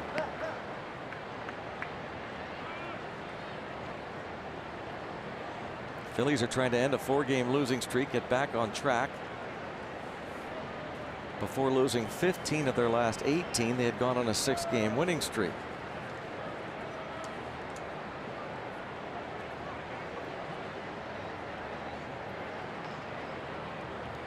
They're currently finishing up A road trip that started in D.C. They were swept in 3 games in Arlington against the Texas Rangers in Interleague Series. Another foul. That was the 8th pitch of the at-bat.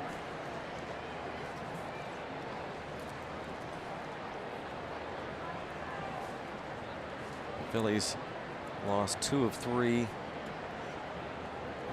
D.C. and then again were swept by the Rangers in that Interleague Series. Tyler Glass now. Yesterday on the mound for the Bucks went 5. Gave up 4 runs, 2 earned. Another foul by Herrera. I don't know if there was any doubt about how long Williams could stay out there. This long at bat right now is putting it into it. He's well over 91 pitches. And even if you're not trying to get built up, that's the mark where guys are going to be taken out of ball games now. You see the cluster, really trying to work him away. 10th pitch of this at bat. And he's going to foul off another. And Herrera has struck out more times than any other Philly. He's battling Trevor Williams here.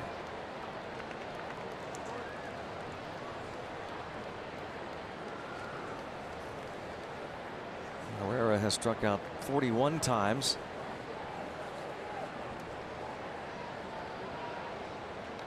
By comparison, Keon Broxton of the Brewers the most in the league with 54 punch-outs and a base hit.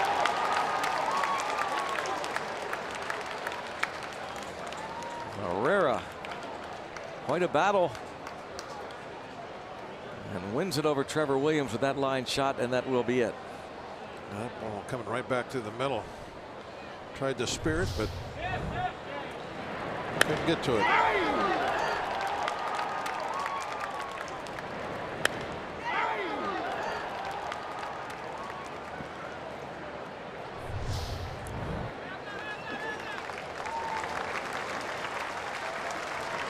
The 11th pitch of the at-bat is a single to center field, and it ends Trevor Williams' night.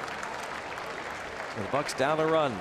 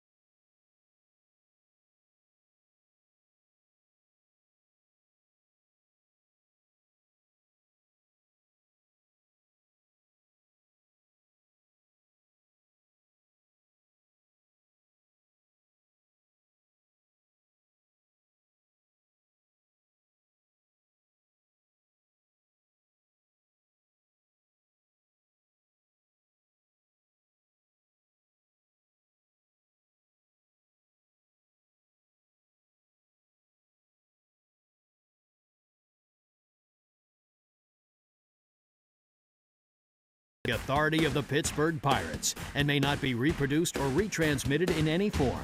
And the accounts and descriptions of this game may not be disseminated without the express written consent of the Pittsburgh Pirates. 3-2. The Pirates trail the Phillies now. Trevor Williams goes 5 2/3 innings. 3 runs to this point. The Pirates and the Phillies, and of course Philadelphia, known as the city of brotherly love. And the folks here in Pittsburgh showing a little bit of that love. With a lot of sharing going on. We showed you that sequence, that young man. Here's another baseball being shared. And even more.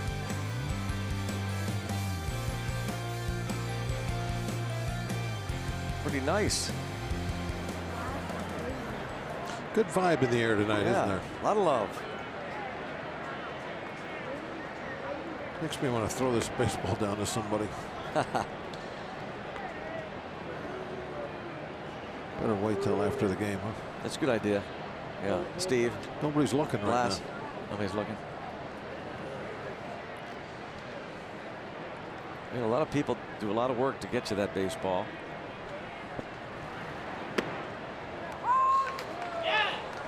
What's it take to get this ball?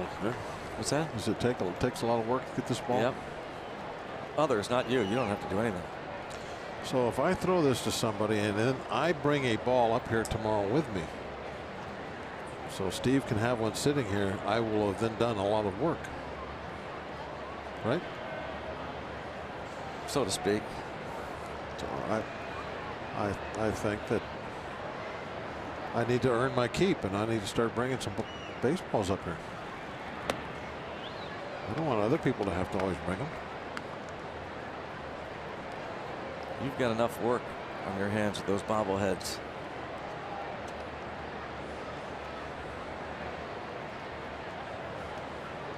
I have to bring a Sharpie tomorrow. I know that. He's going to be available anywhere for. Whoa, ball gets away or no? He's going to keep it in his glove and then make a tag, we believe. Nice job by Cervelli. Yes. Dropping shin guards down. Like a catcher that he is, locks first, and Herrera is picked off by Josh Lindblom. So the pick off, and at the end, Cervelli.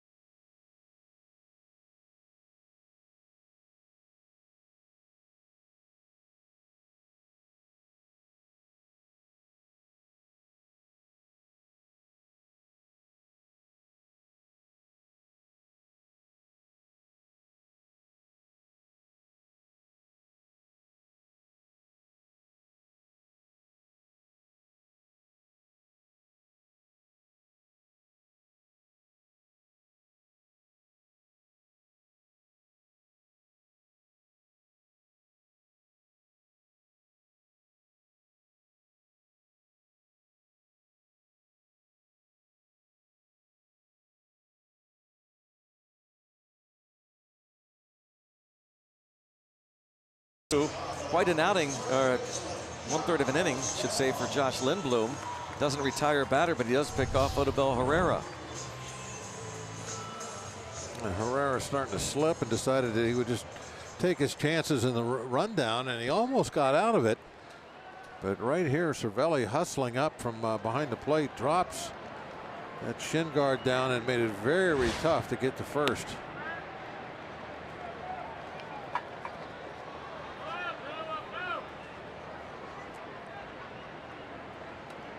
Josh Bell at the plate.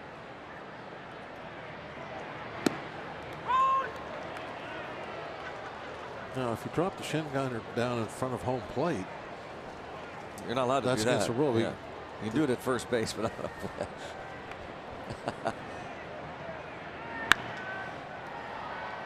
lifted the other way. Oh man, he misjudges it. Oh, that is foul. I thought that was going to be a fair ball. Well, Tier didn't have to jump. If he had just crossed the foul line and looked up, he'd have made the catch. Instead, he was looking to leap over the railing, and look where the ball lands, behind him. It was an overleap.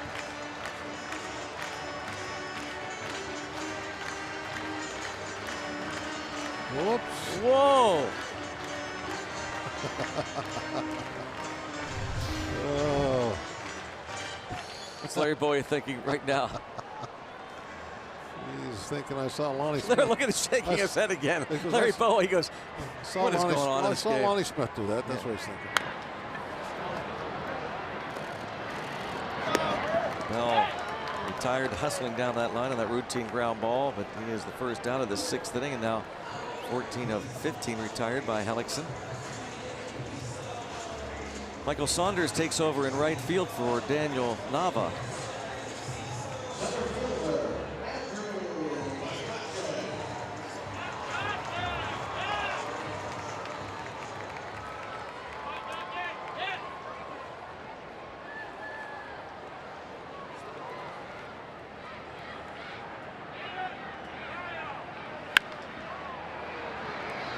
Another ground ball, retired. Well, they had that shortstop hole well defended, didn't Yeah, nothing was going to get between Franco and Galvis.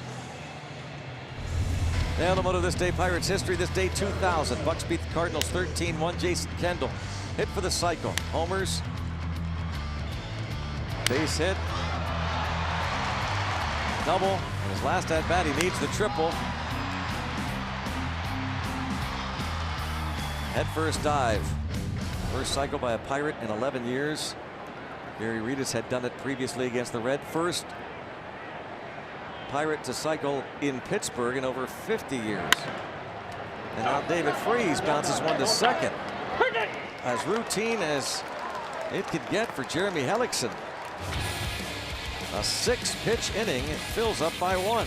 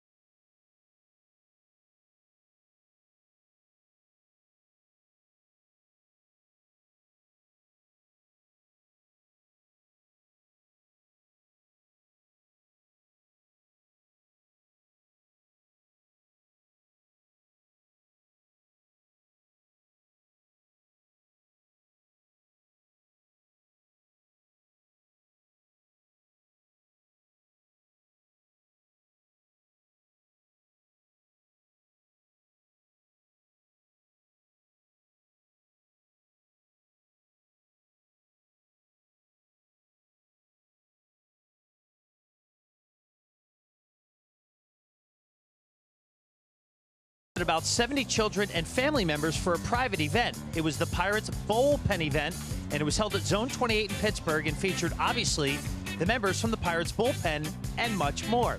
The Pirates partnered with 3 different charities for a night of bowling, food, and fun. They were our clubhouse, the Leukemia and Lymphoma Society of Western PA and West Virginia, and One Day to Remember. Look for the full story coming up on the Bullpen's Night Out on a future episode of Inside Pirates Baseball as we get a look at the group shot at the end. Greg and Bob from the Pirates Community Twitter account. And what a cool event. It was designed just for members of the bullpen only. And look how many other guys ended up showing up. And everybody just had a wonderful time after that one. The full story is coming up in a couple episodes of Inside Pirates Baseball. And Robbie, a tip of the cap to Tony Watson, who hosted it. Yeah, Jordy Mercer was on hand. Josh Lindblom was there. David Freese, Josh Harrison, Andrew McCutcheon. Just about every member of the bullpen, including Lindblom. He had a great time, and here is Tony Watson.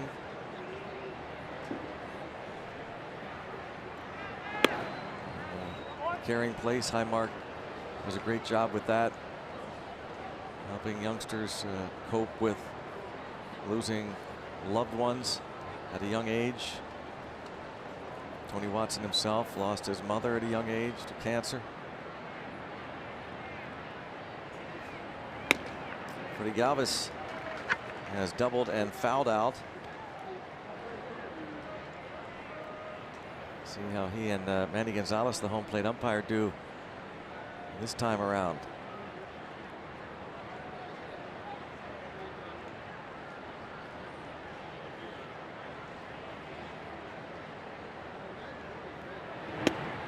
Snap throw to first base.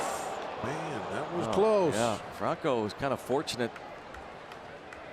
He found the bag. Bell swiped quickly. Yeah, Josh, a little swing and a miss here, but that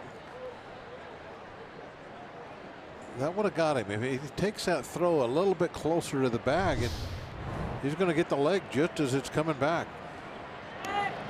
You know, there's little things like that, I think, that Josh is kind of learning. If he knows a pickoff throw is going down there, he's got to maybe not get quite so far off next time, so he can be a little closer for that tag.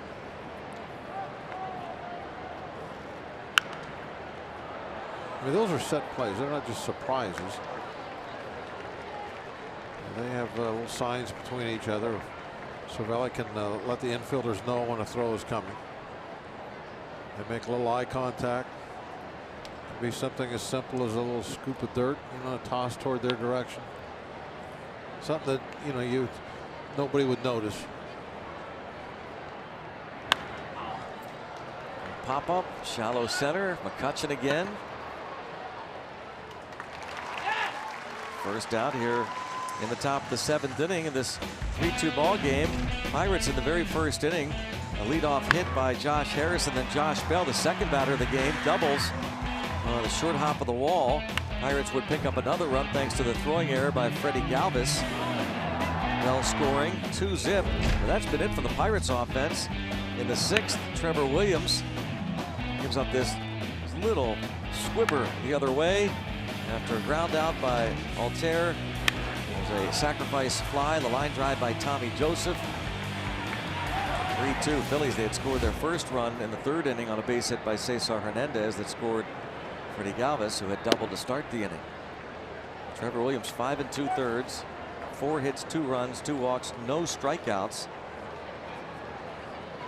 Phillies have not struck out at all tonight. Jeremy Hellickson has struck out only 2.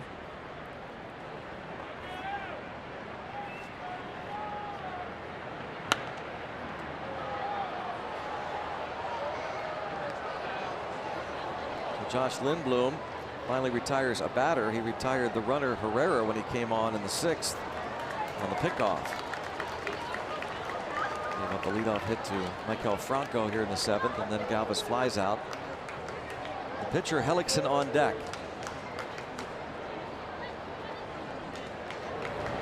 Oops. Good job by Bell bringing that one back down.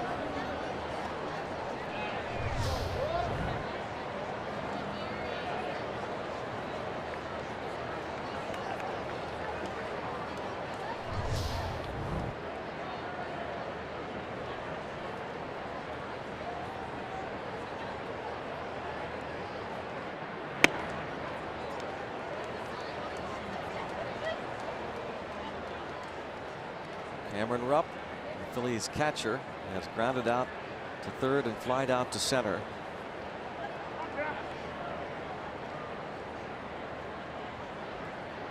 If you didn't know who he was, you saw him walk out on the field in his uniform, you pretty much know he's catcher.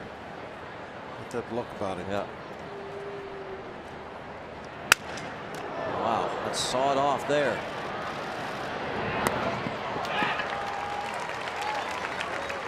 Two outs. Yep, that was way in the kitchen. He's not giving it away, but that has to hurt your hands, huh? Oh.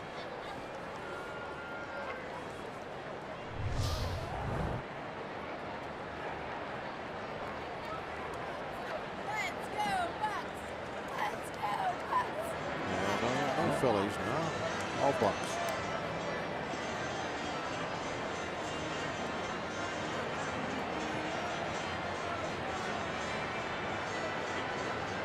A lot of sharing here tonight. A lot of sharing.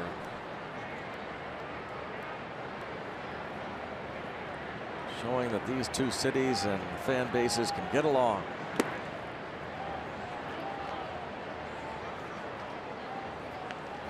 Not as many Philly fans here as we've seen over the years. There was a little bit of a run, probably about, what, 6-7 years ago, Greg? When they were winning, yeah. Wow, they would just pour in here.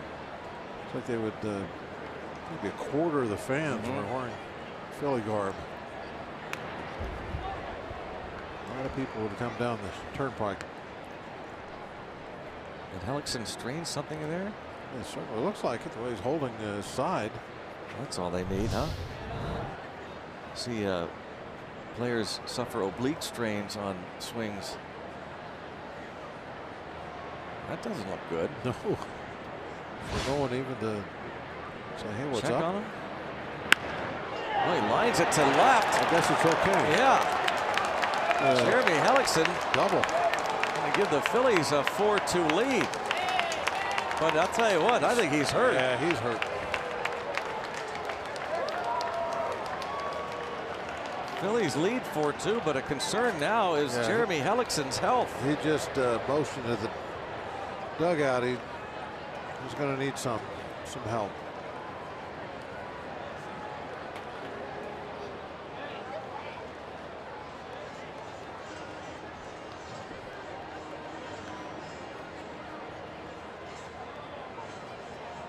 Wow.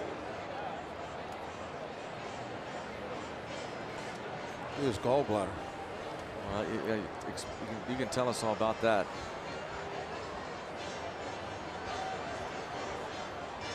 McClure, I have to get the bullpen activated, get somebody into a pitch for the Phillies now in the bottom of the 7th. And we talked in the series that was just completed. Dusty Baker was very reluctant to go to the bullpen. So too is Pete Mackanin, especially when he got a great start from Hellickson tonight.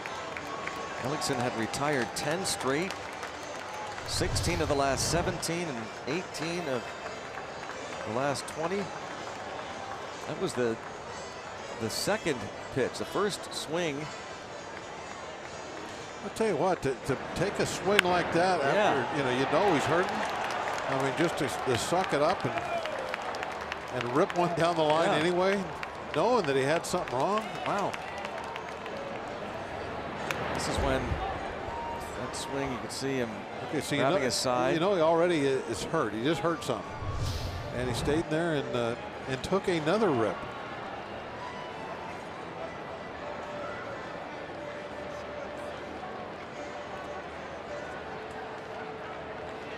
The gamer, that's for sure. Well,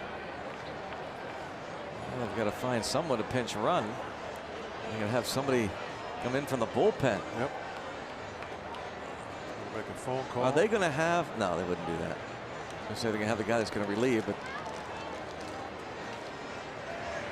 probably have a starter apparently come in and run. I wasn't sure where the gate was. See, he went the other way. Yeah. Charlie Rodriguez, a relief pitcher. I guess it's possible. By the way, I was just kidding. You know where the gate was. He was going to come in to pinch run. And I guess it's possible he'll be the guy to pitch because he'll have. Well, no, he won't have as much time as he needs, will he? That's a good question, Greg. I don't know about that. I don't know. I wonder what the rule would be there. If he comes in to pinch run. He's got all the time he needs to loosen his legs.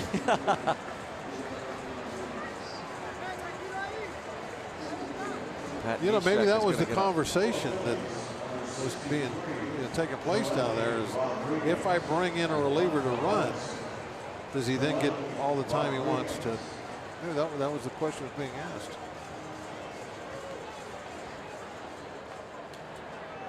Pat Neshek. It looks like that he's not going to pitch. I mean, Neshek looks like he's in a hurry. Yeah.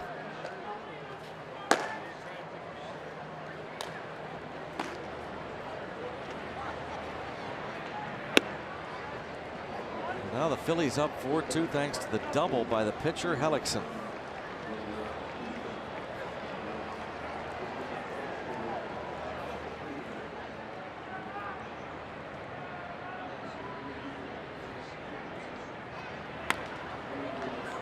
Pop up on the infield. Harrison. Well, 7th inning stretch time here. The Phillies add to the lead. 4-2, Philadelphia.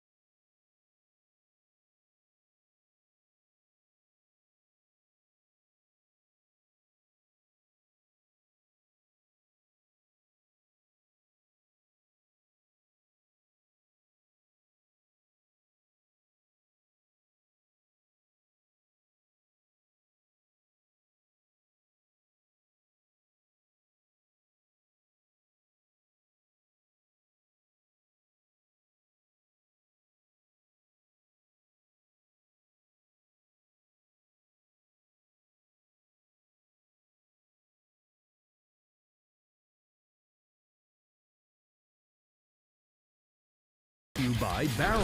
With express service, you're in and out in no time. Visit barrelservice.com to find a location near you. And by Levin's, the official furniture and mattress supplier to the Pittsburgh Pirates. For the best quality, service, and value, shop Levin's.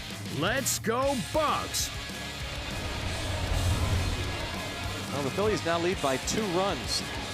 However, Jeremy Hellickson, who was very, very effective tonight, forced to leave the game with an injury to either the side, oblique, or a back situation. Pete McCannon came out and checked with Manny Gonzalez. It looks as though maybe he's saying, can he get as much time as he needs?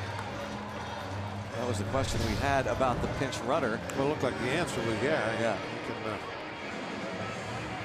can do that.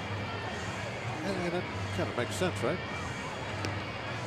He is coming in to replace a pitcher that had to leave because of injury. Neshek's numbers on the year, as you can see, as he's heating up. The Phillies have had 2 players forced to leave tonight. Daniel Nava left hamstring tightness. That's why Michael Saunders came on in the 6th inning. See if the Pirates have better luck against Neshek. Phillies bullpen on this current road trip has given up 35 earned runs in 49 2/3 innings.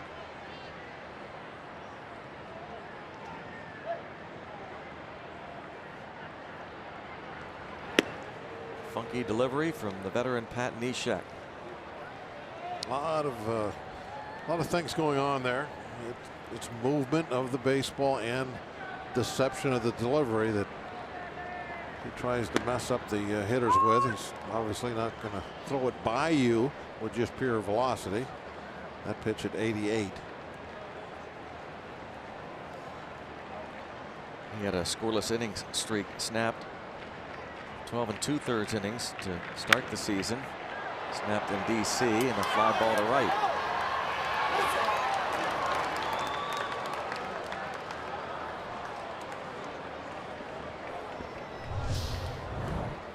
Allegheny Health Network Supermoa. Pat Neshek, the 36-year-old Madison, Wisconsin native. Almost as he starts to go forward, it's like he's going to come underhand with that ball like a softball pitcher.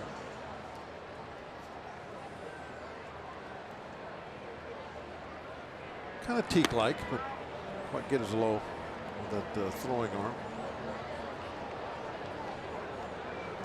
Neshek was the first Phillies reliever to start a season with 14 straight scoreless appearances since 2014, as another ball was hit in the air to right.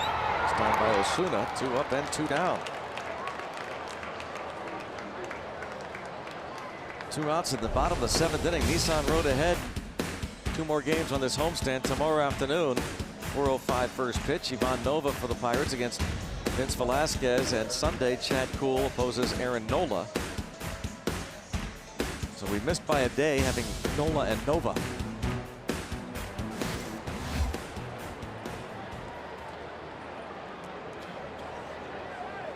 And who knows what has happened to Daniel Nava.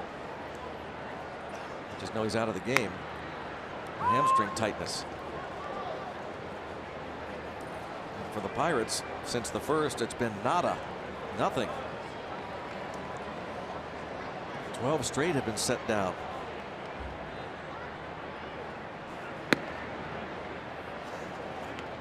Got a little Agua there, huh? See.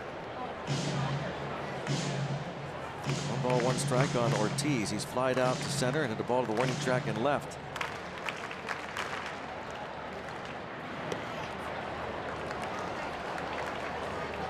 Two and 1. Johnny Barbado is the man loosening in the Pirates' pen.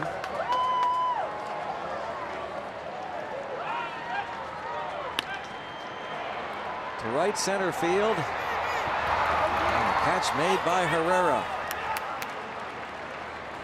13 straight Pirates have been retired since the walk to McCutchen in the 3rd.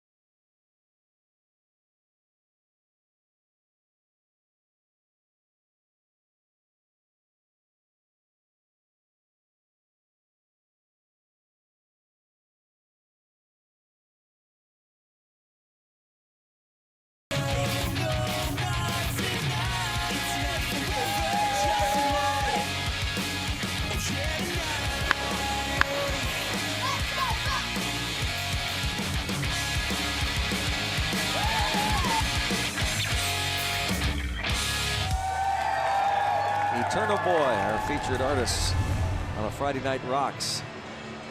Well, the Pirates looked like they were certainly going to be rocking and rolling in that first inning, but it has been the big shutdown since the Josh Bell double. Second batter of the game for the Pirates. It scored Josh Harrison, the other a gift run thanks to an error. 1 base runner since Cervelli reached on the air. That was Andrew McCutchen walking with 2 outs in the 3rd. Jeremy Hellickson, Pat Neshek. Combination. Now Josh Lindblom facing Michael Saunders, his first at bat. Again, Daniel Nava lifted with left hamstring tightness. So Saunders, who was out of the lineup the last couple days with groin tightness.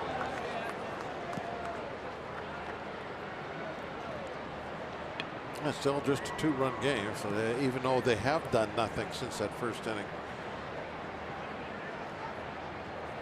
it's a a fairly easy deal to get 2 runs. Get a couple of guys on, get a little momentum going in an inning. But you gotta stop it right here. You can't let the Phillies continue to add on. They were able to get that 2nd run of their lead last inning.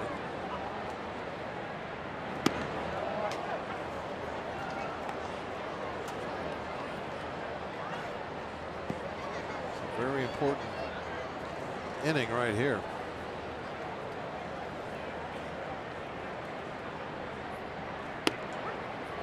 Good way to start. First strikeout of the game for a Pirates pitcher. Saunders caught looking.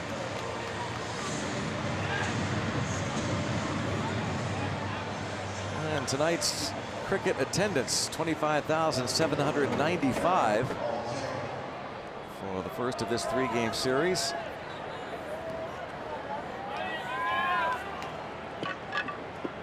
$25,795. Friday night in Pittsburgh. Hoping to see a Pirates comeback. 2 more shots to get a pair of runs. Aaron Altair, he is 0 for 3, but his RBI brought in Cesar Hernandez in the 6th, the ground out.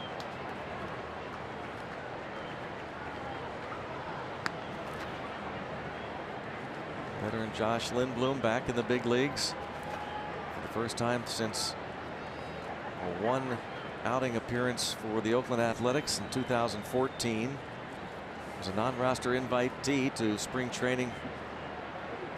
He had spent this season at AAA Indianapolis, not too far from his home of Lafayette.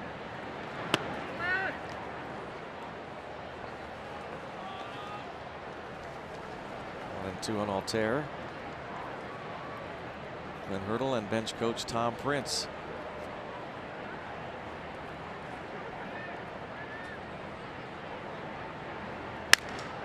Another broken bat, foul. Nice play by Molly. Share another one. Oh.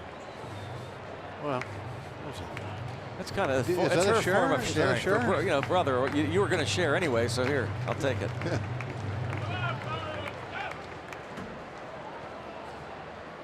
I guess he's already got one. He went and got that for her. Mm-hmm. Has to be the answer, right? It was a share.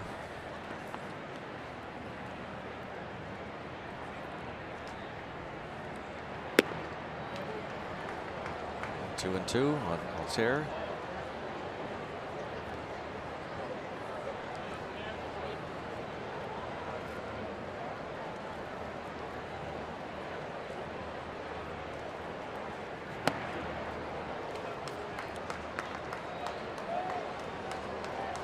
For the Phillies, Joaquin Benoit. Like he'll be coming on at the bottom of the 8th.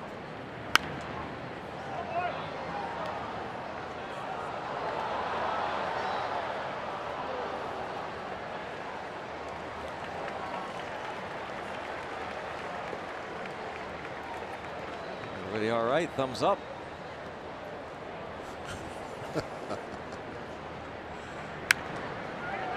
Pop up. Cervelli. Second one tonight. He's been able to get back underneath.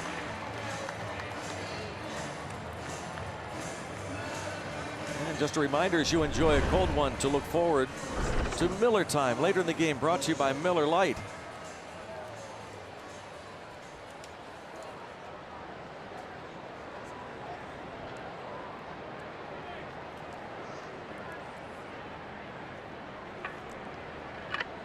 The Bucks. That's kind of that's you right there. Miller Lite and Jolly Roger.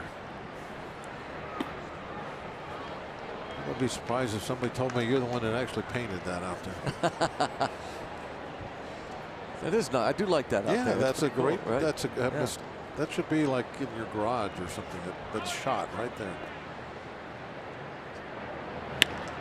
Tommy Joseph had a sacrifice fly on a line drive to left. Now lines a base hit to left.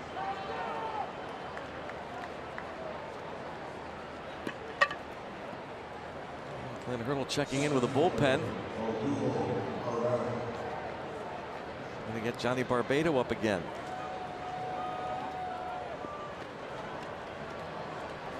Two outs. Back up. Asking Danny Ortiz to get back. No doubles. 2 outs. Man at first.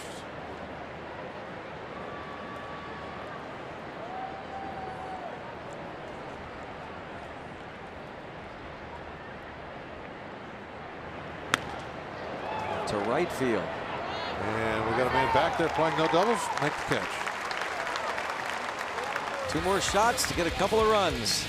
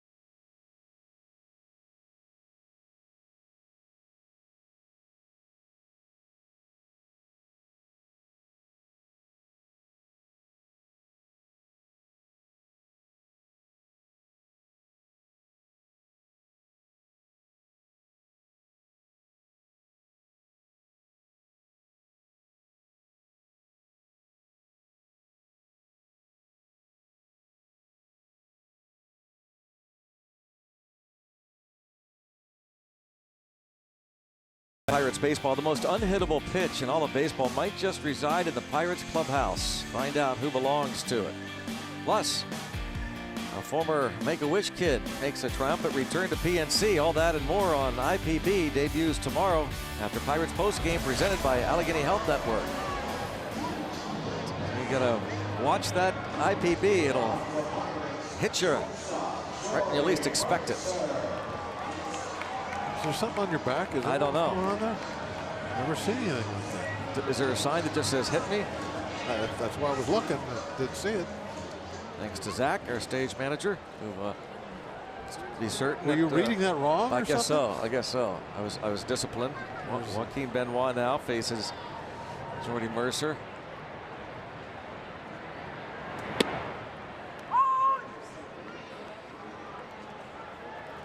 Well, apparently there was a bug on my Big back and he spider or swiped it. something. I don't know. Big, huge bug. Well, Huge then spider. now- Uh-oh, now the spider's crawling around here. And now what you've done to Bob is did you kill him? made him crazy.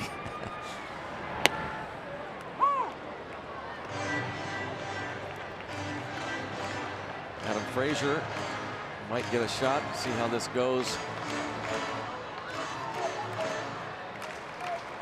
I wonder if Clint Hurdle's thinking Mercer gets on, then we go with J-So to try and get a 2-run homer. If not, Frazier to try and get on base. 1 ball, 2 strikes.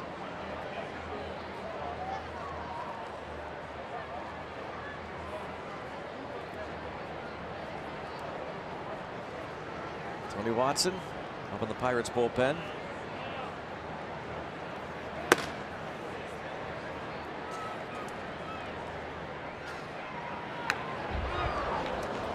Still 1-2. A little over a week ago, Joaquin Benoit was not happy after he gave up 5 runs, 6 base runners, got just 1 out about 10 days ago. And afterward, he talked about he thought that everybody needed a set role in the bullpen. So I think it's not just about us. I believe that we have a set role. Everybody will fall in place. Right now, I think everybody's in a different place.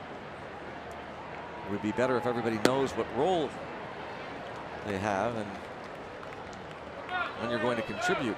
One day I'm in the 7th, then I was in the 6th, then the 9th, then the 8th. Right now I'm all over the place.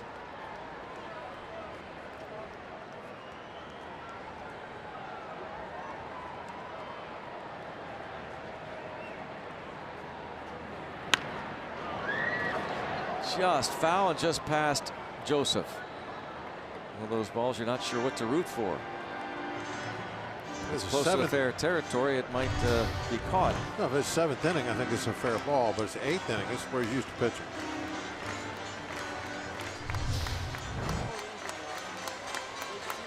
Is there a different way to get guys out depending on what inning it is? Like if it's the 6th inning or the 7th inning or the 8th inning, the hitters, I don't know.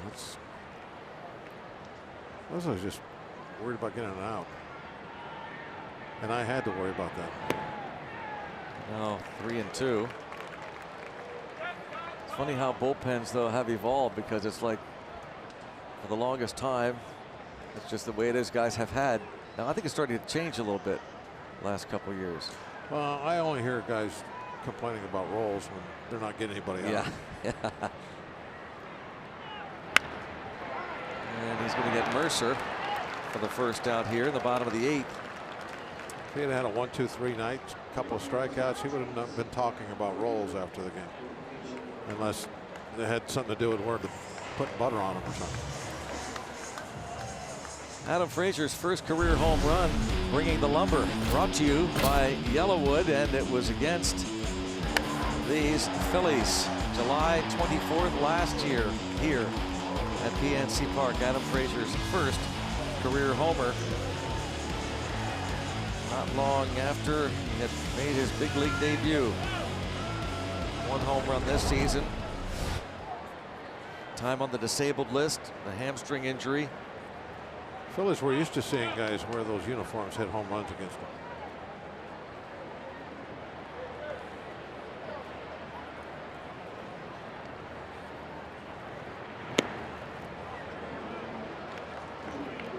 Now looking to get on base. He had the career day yesterday, Adam Frazier.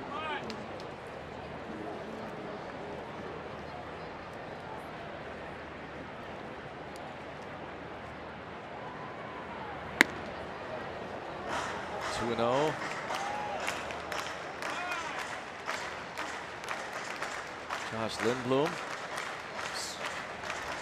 scoreless 8th, gave up a run in the 7th.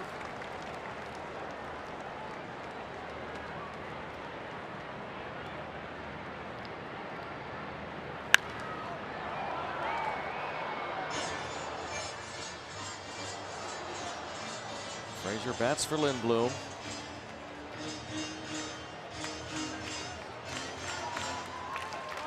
Career high 4 RBIs yesterday, 3 for 5.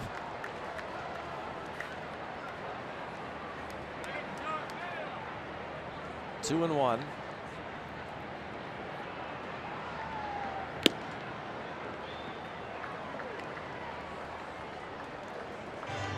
Keane Benoit. Adams got him where he wants to. Now he got 2 strikes on him, so he likes to hit 2 strikes. Josh Harrison on deck. Benoit signed as a free agent this winter.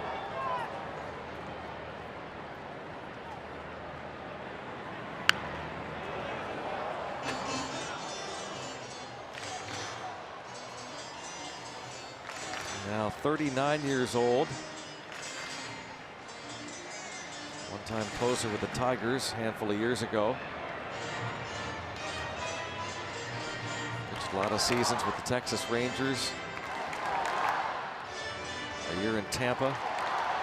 Last year split the season with Seattle and Toronto. A little gray in that beard. Showing his 39 years. And gets Frazier to pop it up on the infield. Franco.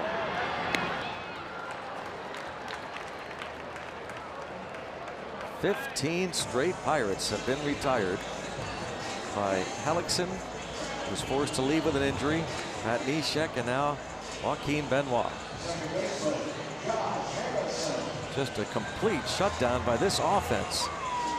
One base runner since Cervelli reached a 2-out error in the first. That was a walk to Andrew McCutchen in the 3rd inning. And very unexpected also. Phillies pitching has not been shutting down too many people, and the Pirates a little bit of an upswing with their offense. So far tonight, it has not happened. Still have 4 more outs. Jay Hay can get on base. Josh Bell would have a crack at it.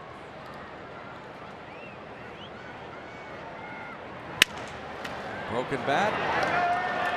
1, 2, 3. That has been the theme tonight. Phillies pitching, shutting down the Pirates.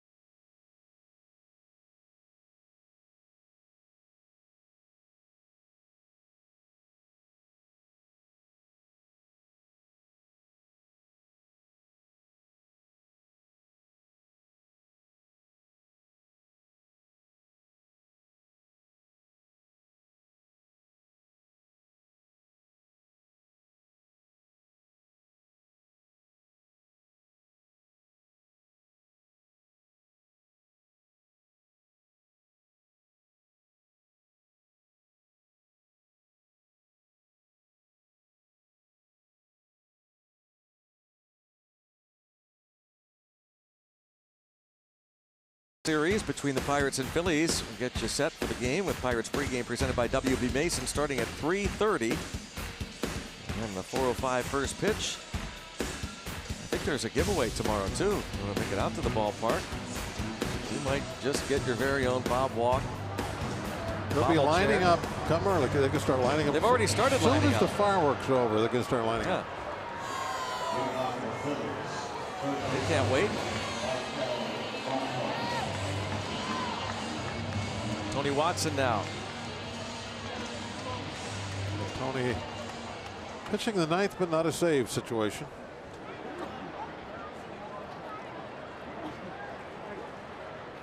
Tomorrow it's Vince Velasquez. Game 2 of the series. First pitch swinging. It could be trouble. Bell can't make the play. Out in shallow right. Well, Franco fell right down. I don't know if he tripped over first base or what. He could take advantage of it.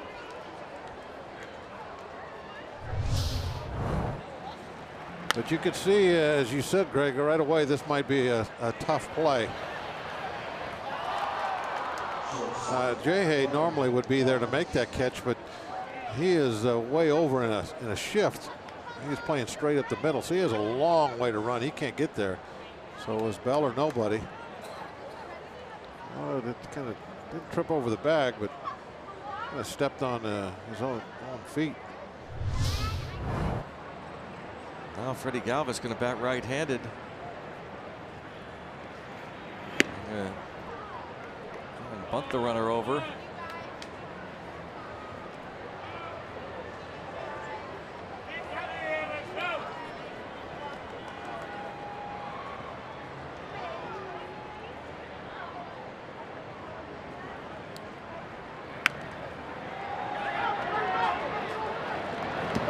David Freese throws it past first. The Pirates get a little bit of a break in that it deflects right back toward first. But E5 will allow Franco to move to third and no one out.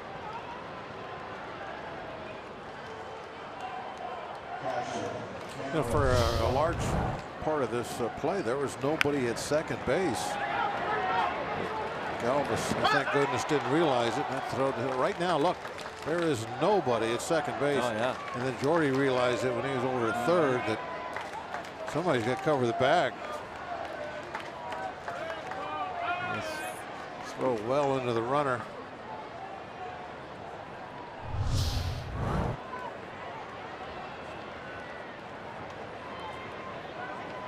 Pirates infield is double play depth. Deep right. And that is a fair ball, an opposite field home run for Cameron Rupp to open up the lead for the Phillies. Oh, the way Rupp reacted when he hit the ball, he pretty much could tell that that was going to be a home run, or at least he thought he had one. The only question was, it was going to stay fair or not. Cameron Rupp's fourth, 7-2 Philadelphia.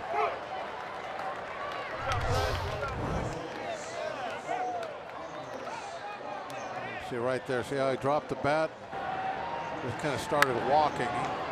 He knew he had enough of it, but he wasn't sure about fair or foul.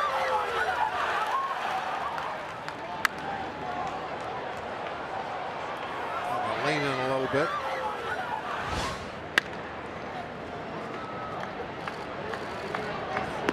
Andres Blanco pinch hitting is retired.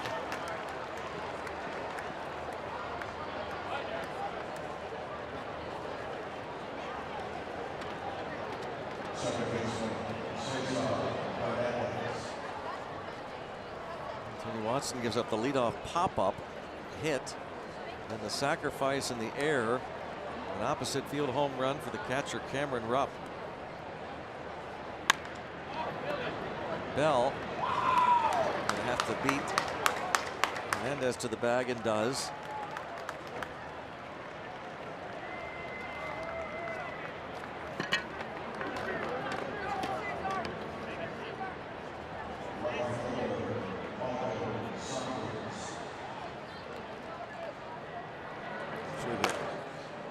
Look on Tony's face right now after these last, or just before this last couple of pitches. He's very upset with the turn of events here.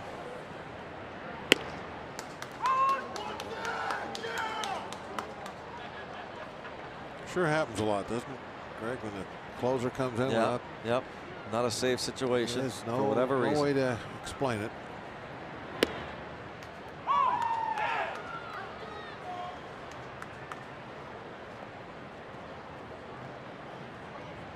I guess in a way, if you want to look at it, got to look at it half full. It's, if you're going to have an inning like that, get it out of your system when there is no save on the line.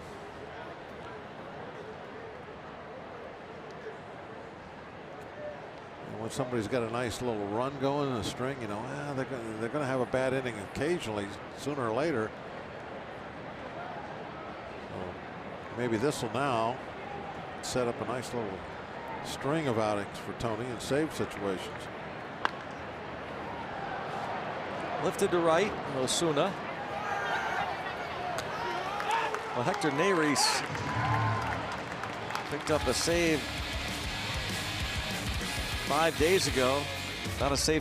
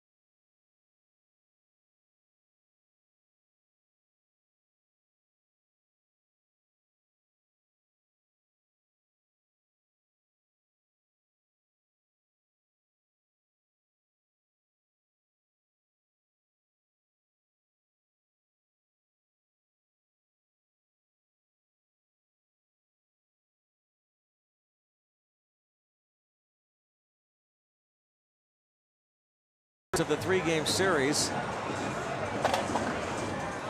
Tony Watson gives up 3 runs, 2 of them earned. Unless they didn't give Galvis a hit, did they? I wouldn't think they so. did, actually, yeah. Oh, they did? Yep, they did. Oh, well. So all 3 runs end up being earned. I'm not sure I agree with that one. Well, those are tough earned runs. A little pop fly that fell in, and then the bunt and opposite field home run just inside the foul pole.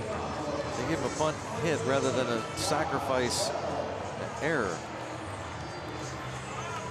They gave a hit and an error. Yeah.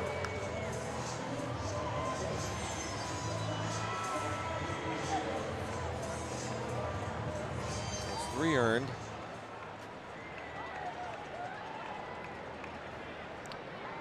And Josh Bell against Hector Neris.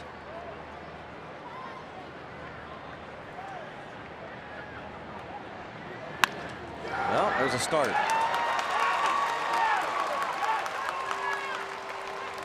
And again, the 2-hit night for Bell. Neris with 4 saves. Pete McCannon has tried a couple. Had Jeanmar Gomez early. He was their closer last year. That didn't work out. Gomez is on the DL.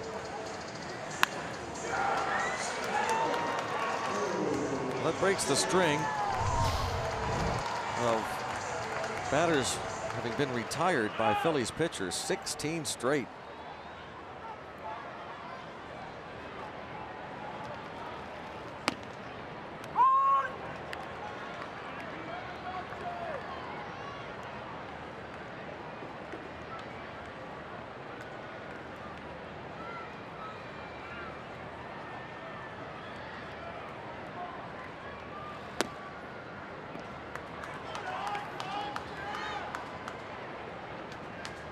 No clock. Keep getting hits. See what happens. Maybe a base on ball or 2.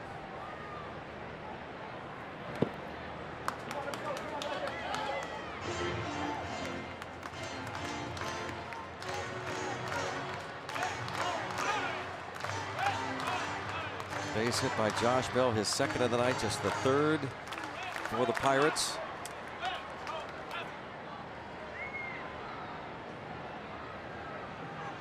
Got his gold sleeve on tonight. Good luck sleeve. Yeah.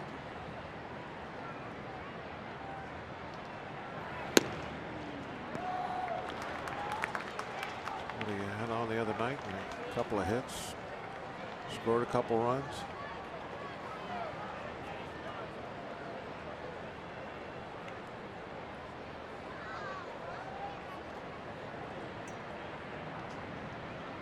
Three and 1.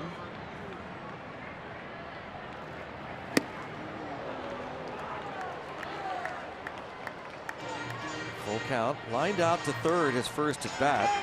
Sharply hit. He hit some line fouls before lining out to Michael Franco. Walked in the 3rd, bounced out in his last at bat.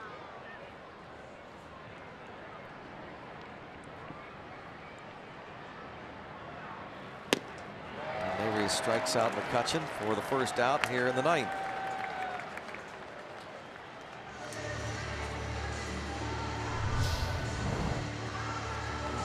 Last pitch was in a real good spot up and in that he swung through, but this one he pretty much challenged him with it middle of the plate.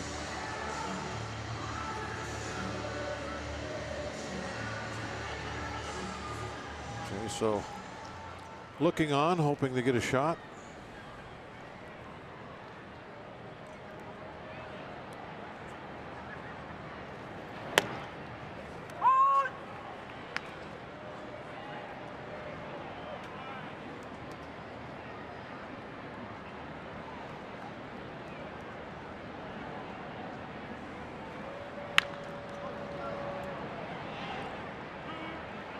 Two now on David Freese.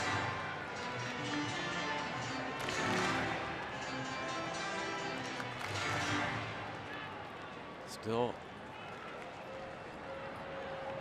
having some fun at baseball.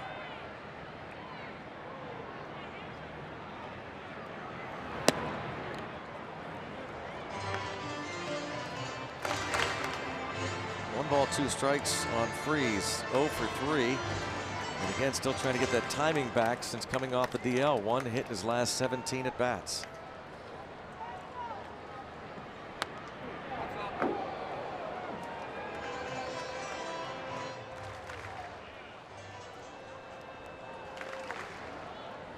Ball fouled into the dugout.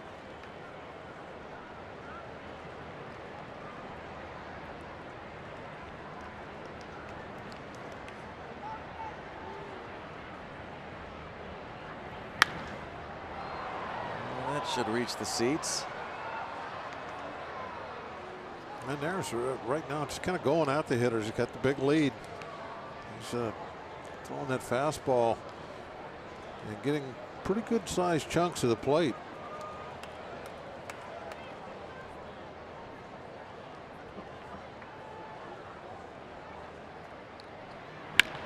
Again, big part of the plate. We'll get 1. The second out.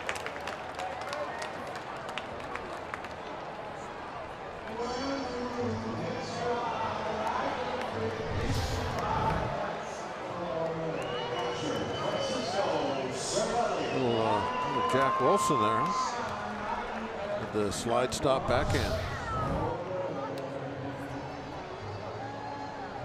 Pop up slide.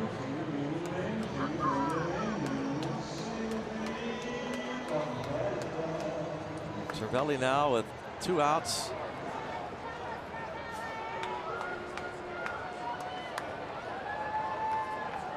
Oh for 3.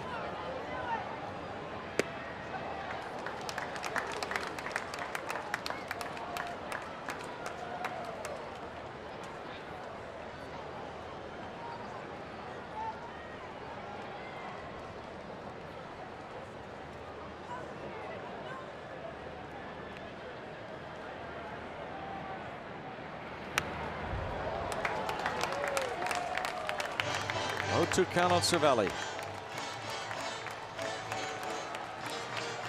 Flied out his last 2 times up.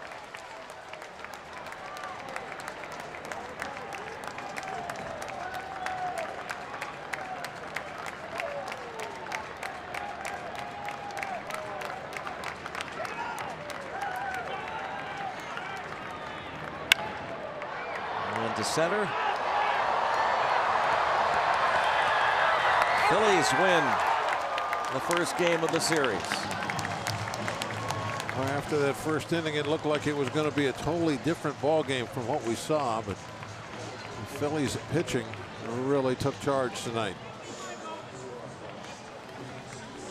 7-2 final here at PNC Park.